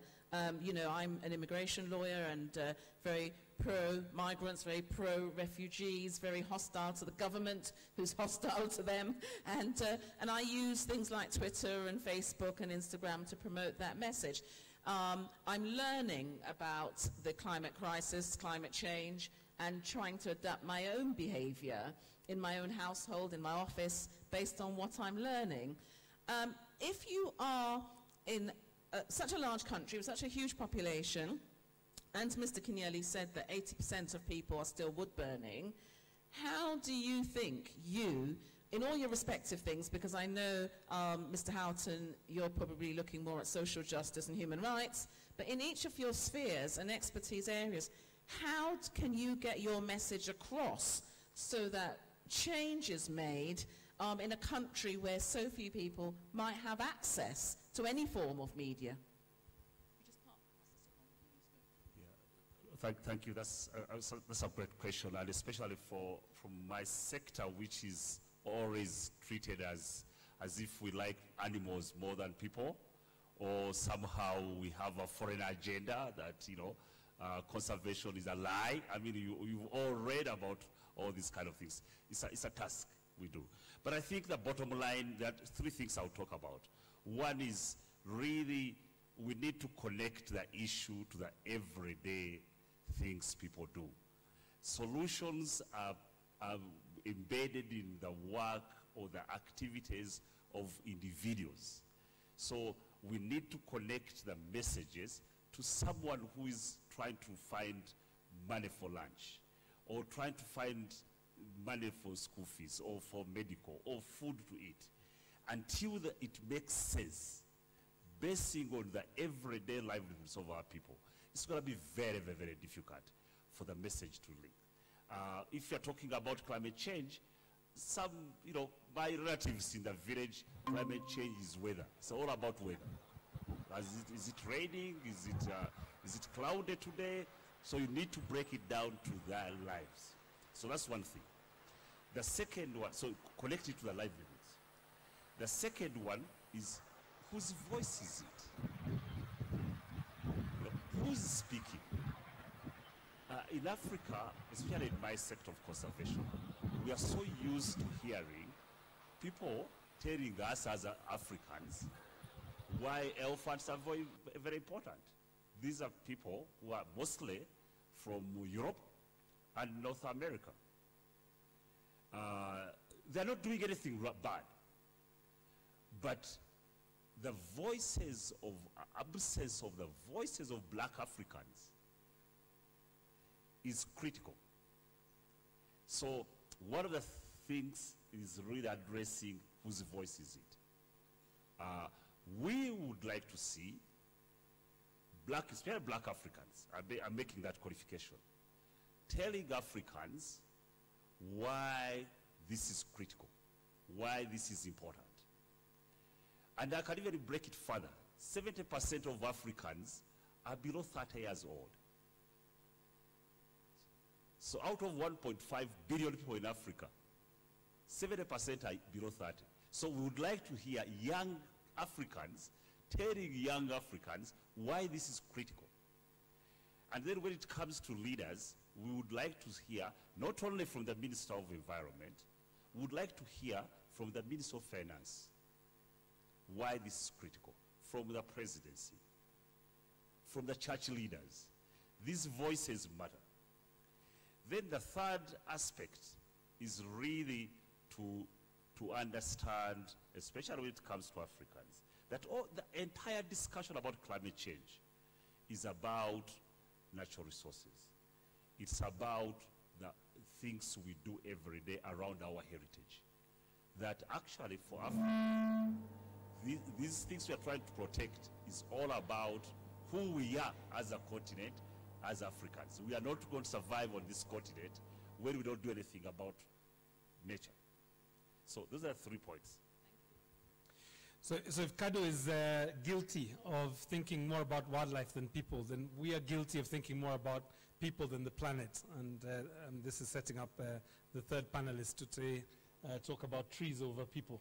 But so I think for us, I guess, you know, our entry to this conversation, although we were in COP27, my Secretary General was there, has really been also around environmental defenders and essentially making the environments, the political environment, safe for people to be able to take action to preserve forests, to champion forestation, and to make sure that we're not dealing in, I guess, what you'd call dirty energy. 2 years ago, a photograph showed up on a WhatsApp group, and it was a woman, a white woman, who was sitting in a tipper. And I was so struck by this that I tracked down who this person was. And it was a woman by the name of Joanna Stutchbury. She was a Kiambu resident. She was a Kenyan of British descendants, origin. And she had climbed into a tipper to stop somebody from dredging wetlands. So I made a phone call to, I think it was either Julius or the chairperson, and I said, this person needs to be protected. And the Kenya Forestry Service reached out and basically impounded the tipper and arrested a few people. The case went to court. It fizzled out in court. And 2 years later, unfortunately, about almost a year and a half now, Joanna Stutchbury was shot 6 times and murdered 5 meters from her gate, almost 20 meters from where she had been protecting the wetlands. Joanna Stutchbury's killers have never been found. The Director of Criminal Investigations have never either closed the file nor given a feedback to the nation. Joanna Stutchbury is one of 1,700 environmental defenders that have died over the last 1 decade. That's roughly, over the last 2 years. That's roughly 2 every day for the last couple of years. So I think the other side of this really is thinking about, how do we make the space safe for environmental defenders. It is not the case that Kenyans are not using social media. We have 11 million unique social media users in this country. Most of us sitting here and in different parts of the counties are on the same 4 apps. Most of us are using WhatsApp. 4 million people over the last 4 years joined TikTok in Kenya, right? So using social media is still, I think, a very viable way of raising awareness. But the one that we perhaps don't use enough is radio. And I think that's where perhaps we need to think about how do we create evocative, vivid images that give a sense of urgency to act for all Kenyans, not just those in the urban centers and those that may be middle class and those that may be netizens as well.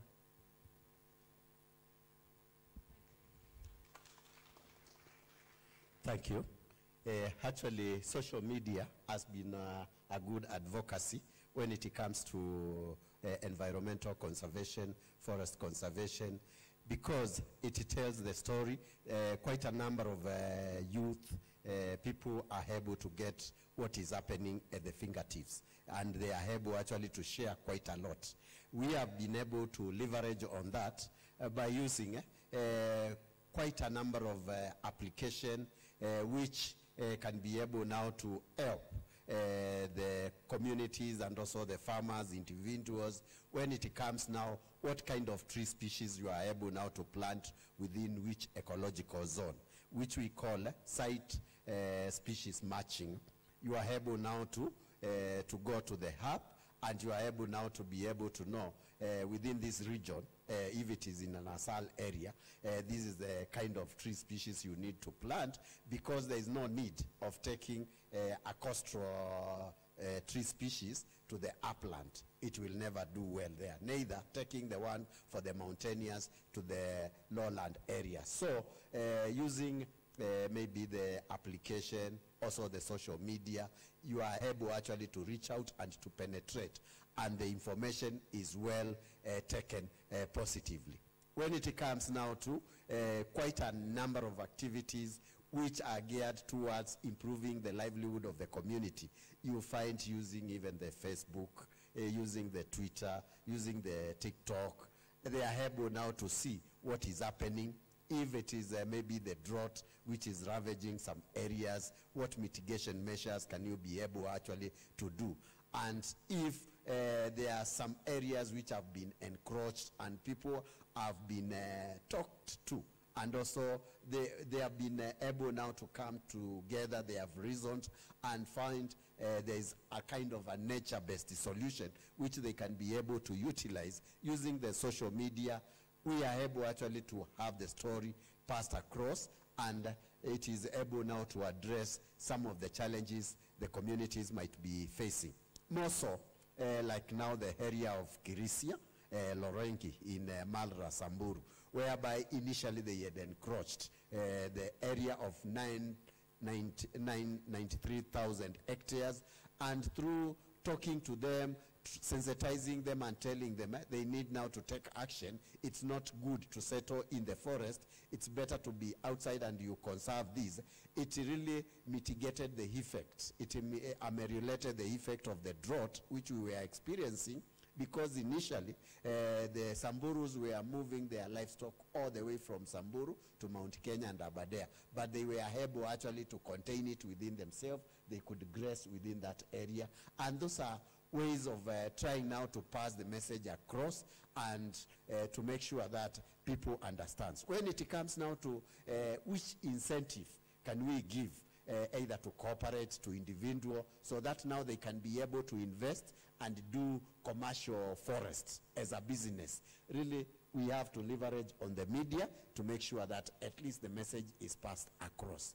But the bottom line, we need now to have the PPP, whereby we used to have the triple Ps, the public-private partnership. But now we need now to bring on board the people, so that now whatever we are doing, because any conservation, leaving people behind, really we are not going to address it. And I'm very sure the media can really assist us through the social media, and the message will be taken positively. Thank you very much.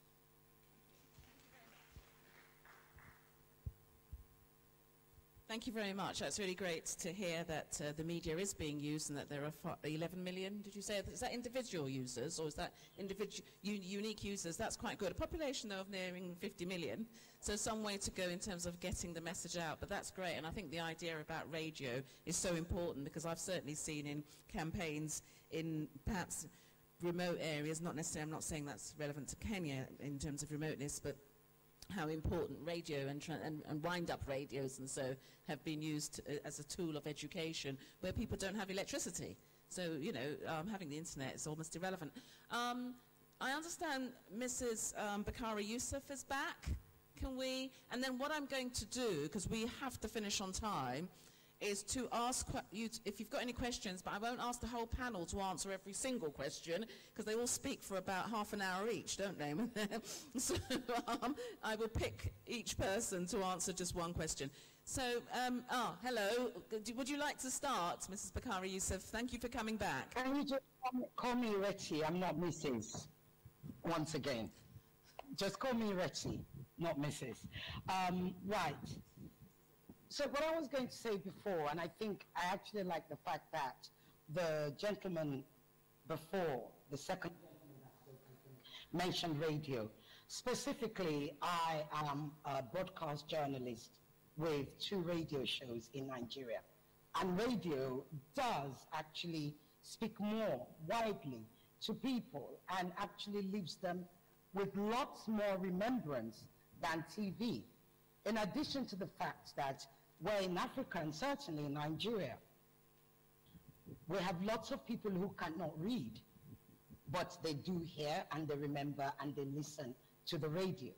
So in Nigeria, we have radio in English, we have radio in several other languages, and I think that's one part of the media that's not being utilized.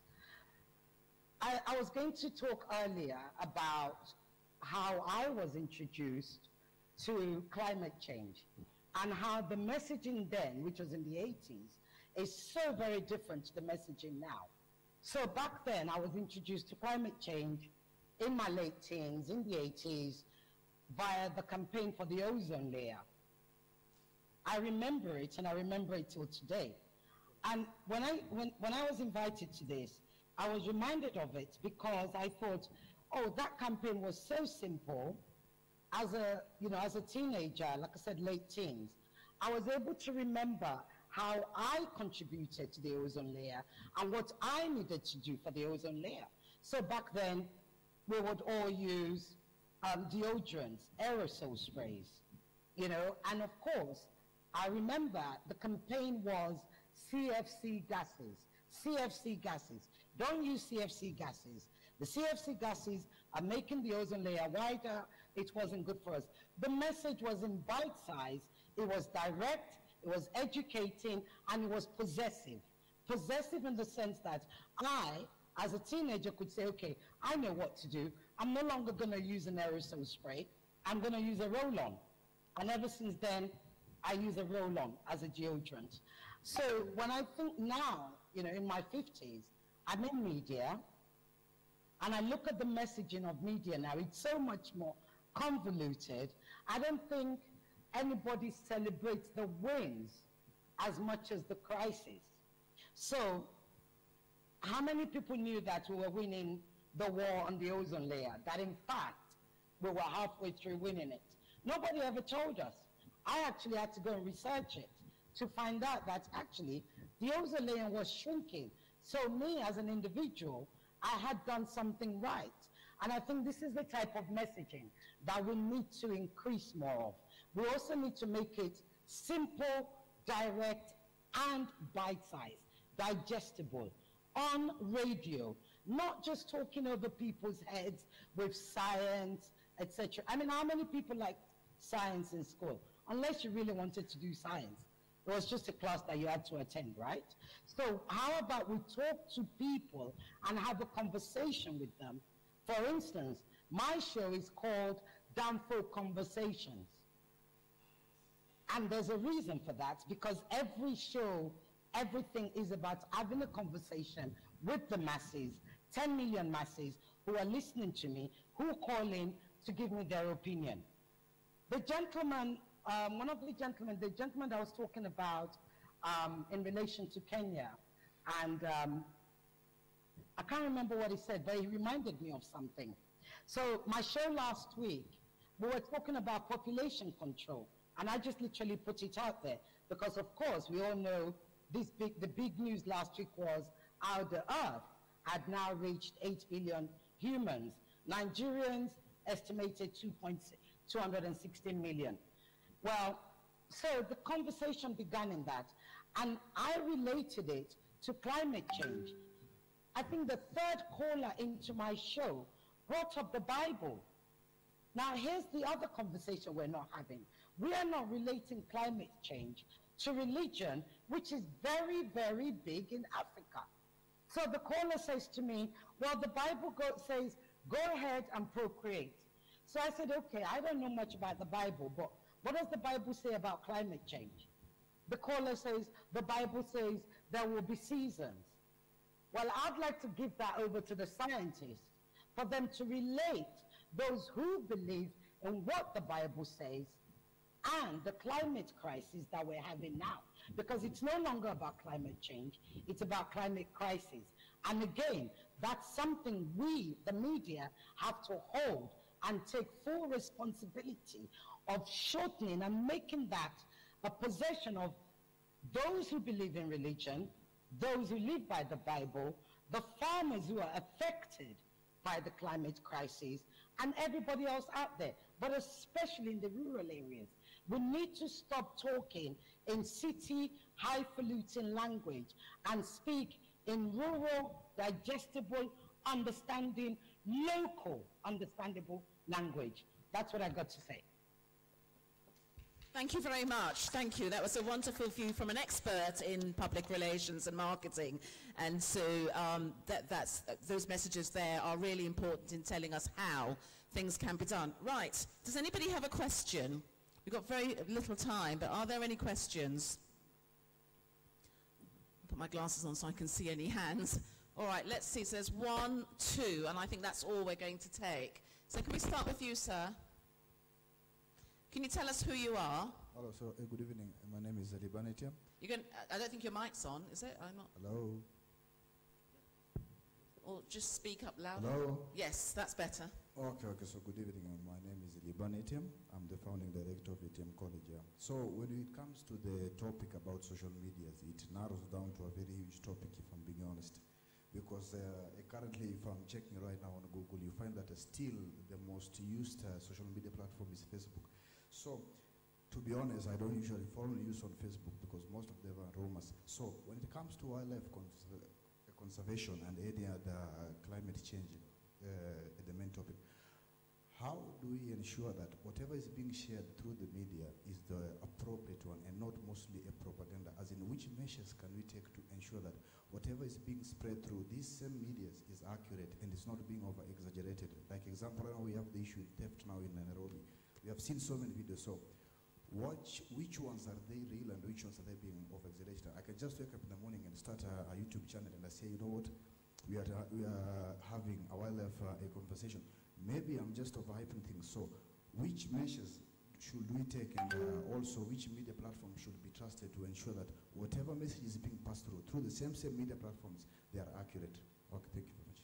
Thank you very much. I think Mr. Houghton sold the idea of social media more than any of the other speakers. So I'll start with you on that question. But I think that's such an interesting question. I might just ask the other two to comment very briefly on it too.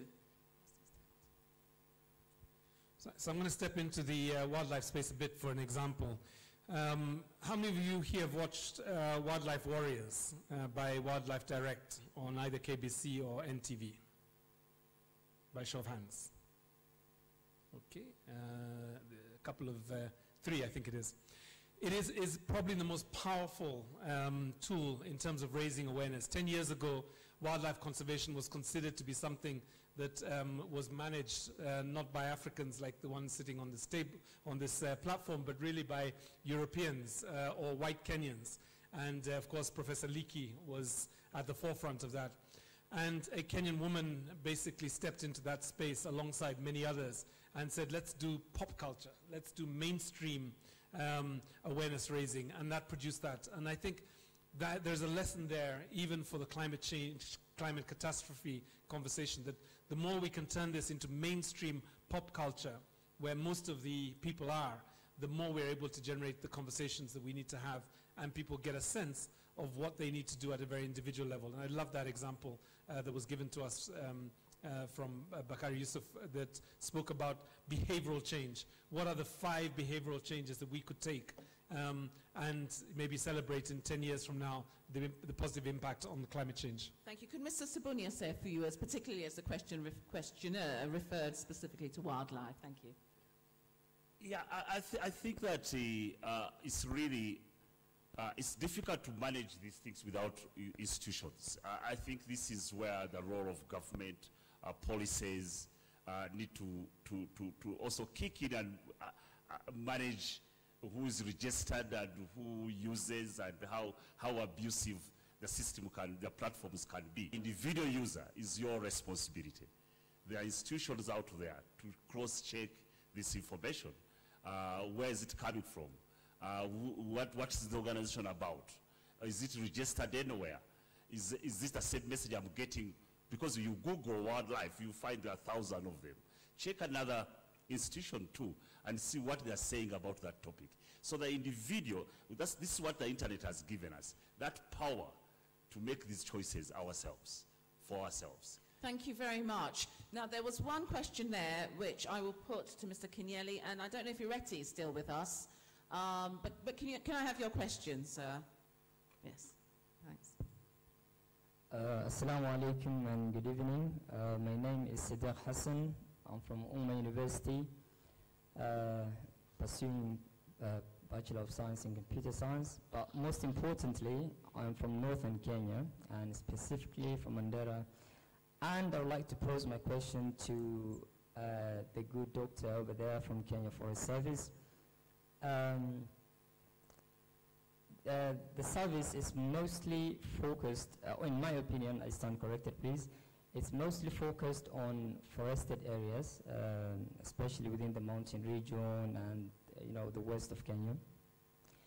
As a person from the ASIL region and having a first-hand experience, because we are the people who are affected mostly by the drought in the nomadic counties over there, and very little was done about afforestation or addressing anything to do with forests over there. Because, for example, in my county, I think we're making a little bit of progress because the county government has been a bit supportive. We've been planting trees along the road. Sorry, can I just ask, is there a question though? Because we've literally got 1 minute. Yes. Is there a question? Yeah, the question is Thank coming, you. please. Just a moment. I'm part of an organization, a humanitarian organization, but we somehow do also sensitize on planting trees. And there's a time we visited in Isiolo, it's part of the ASL region. We went to our forest office and we could not find trees or, a number of trees that could be planted. Because people are over there, I don't know, there's just something about afforestation that is not sensitive about. Like the community, the people, the county, the government, they're not much into this whole afforestation or planting trees. And now my question is, right, thank you. Yeah. Put you on the panel next year. Yeah. So my question is, what is the service or the Kenya Forest Service doing about that? And now that the question of media is also there, what are you, because I've never seen a radio station or even a TV saying anything regarding those in those areas. So what is the service doing about that, and how are you planning to sensitize my nomadic community on the importance of planting the trees to address the climate change? Thank you so much, Mr. Kinelli. And it turns out it's right, because I was saying you have to answer the next question, whatever it is, but it is actually your question. So please, but literally a very quick answer, please. Oh, thank you very much. Thank you very much for that good question and also comment which you have given. In Mandera, actually, Kenya Forest Service is quite doing a lot, and we commend the county government of Mandera for the support it has done, especially in organizing the women groups and also the youth groups. You find they have come together. They are able actually to raise seedlings to plant, and they are able now to have what we can call green jobs. They are able now to sustain their livelihood through the employment of doing raising of the seedlings and also planting them. Over and above, actually you find they have been watering those seedlings which have been planted along the roads, which we call the road or avenue planting. And now if you visit Mandera, you can see the greenery of the town, and that is the effort through the community coming together, ourselves sensitizing them and giving each household a target, at least plant 5 or 10 trees, water them and make sure that they survive, protect them against the livestock, and if they are when they have followed that, you find most of the residential areas where the community are coming, if in each year they are able to plant at least 5 to 10, in 5 years, they have been able actually to get 50 trees, and you can see the landscape has really changed. It is greenery. I'm happy. It is a story actually which the media needs now to take, because it has changed the landscape of the town of Mandera. So we are also advising the nomadic, the pastoralist, actually to make sure that they don't cut the trees when the branches when they want to feed their livestock, to make sure that the trees are left intact, and also to have a kind of a system whereby they graze during the wet season and also the dry season, so that now the land can be able to rejuvenate and also to regenerate. So thank you very much for that. Thank you to the, yes, sorry. All right, no, thank you to the two people who asked questions. Very, very interesting questions. Sorry to hurry you, but we are now 3 minutes over. I don't think we've done too bad. Others went way over, but I can see Peter signaling me. I just want to, we're not going to have time to summarize everything, but I want everyone to go away and think about how the media can be involved, the African media, the Kenyan media, from all its forms, its traditional forms, its mainstream forms, its social forms, how we can all think of ways in how we use it in order to either champion the messages and create change so that we avert this climate catastrophe, crisis, change, whatever we want to call it. So the only thing I'm going to do now is to thank our panel, and when I finish all 4 names, I want you to give them a big round of applause, because they have been brilliant and I have learned so much. I'm sure you have too. I certainly hope you have. So I just want to thank Mr. Kedu Sabunia, the Chief Executive of the African Wildlife Foundation, Mr. Oh, wait, we're going to do it all together. Mr. Irungu Houghton, Chief Executive Officer of Amnesty International, and oh, anyway, I remembered. Mr. Benjamin Kinyeli, who's standing in from the wildlife, sorry, it's not the wildlife, is it? You're standing in for Julius Camus from the Kenya Forest Service, and also Mrs. Ireti Bakari Yusuf, or Ireti Bakari Yusuf, oh dear. she's gone, who's joined us all the way from Nigeria, I've been told off twice. Can we give all 4 experts a big hand? Thank you.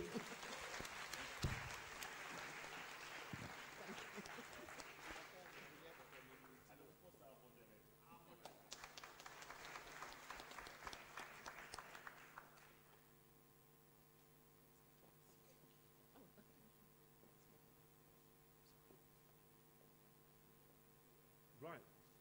You can stay if you like. We're just closing in the last few minutes. Just some practical things. Can I thank you all for your participation and your...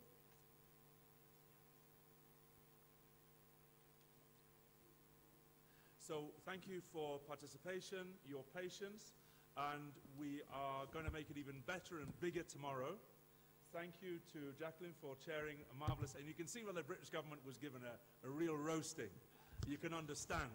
So we have some powerful sisters in the UK who really fight the cause and keep our people safe. But most of all, I just have to, before we have a closing prayer, just some practical things. This evening, you might be tired, you might want some social time, but please work on those 12 points that you wish to see the conference adopt tomorrow. If you have something you'd like to submit, there's on the website, info@bandungafrica.com. Email your thoughts. These 12 points need to reflect the knowledge, wisdom, and passion that you've heard today. And they need to set an African, a Pan-African narrative for climate justice, wildlife preservation. Please do that. Secondly, rather more like a school, can you tell me with hands up who will be here tomorrow? We need to know simply because of the caterer, because we've got it badly wrong today. So can people put their hands up if they're definitely going to be here tomorrow? Don't be shy. And can we have somebody in each sector to count roughly? Because my maths is horrible. So can we have somebody from the front who can just turn around and count how many people in this section, how many in this section, and how many in this one? Anybody can volunteer. Somebody in the front maybe can stand up and turn around. Just count. 17 here.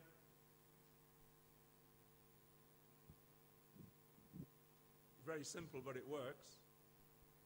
Who's definitely going to be here tomorrow? No ifs, buts, maybe, definitely here tomorrow.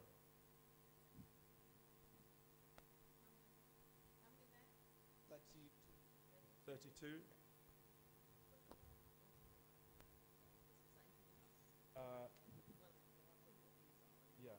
Yeah, we can add. Thank you very much. So we're meant to have maybe 90, excellent. We're meant to have 54 from University of Nairobi.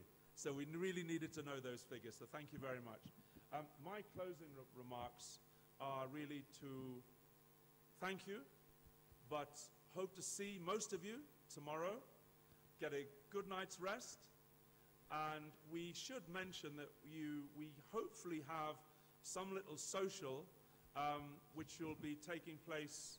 It's not quite an after party, but at Nairobi Club from around about 7 o'clock tomorrow. We sometimes have difficulty getting access because those of you who know Nairobi Club, it's a bit of one of those posh venues, but we've got a secret way in. If you can't make that, we have the cricket, soccer charity match at the Nairobi Club on Sunday. So we have teams from Kibera, we have from Hillcrest, I hope, school, we have from Congones, and if you don't like to play cricket or watch five-a-side mixed football, just watch and enjoy, because this is all in the aid of charity, and we're looking to build a family sports day from that Sunday. So please, you're all welcome to attend and continue some of the conversations if you want to that you've made here. So thank you again. I'll see you tomorrow morning, bright and early, and try and get here as sharp as you can so that we make a good head start. Thank you very much, and we'll finish with a closing prayer. Thank you. Good evening. Let's all be upstanding for our prayer.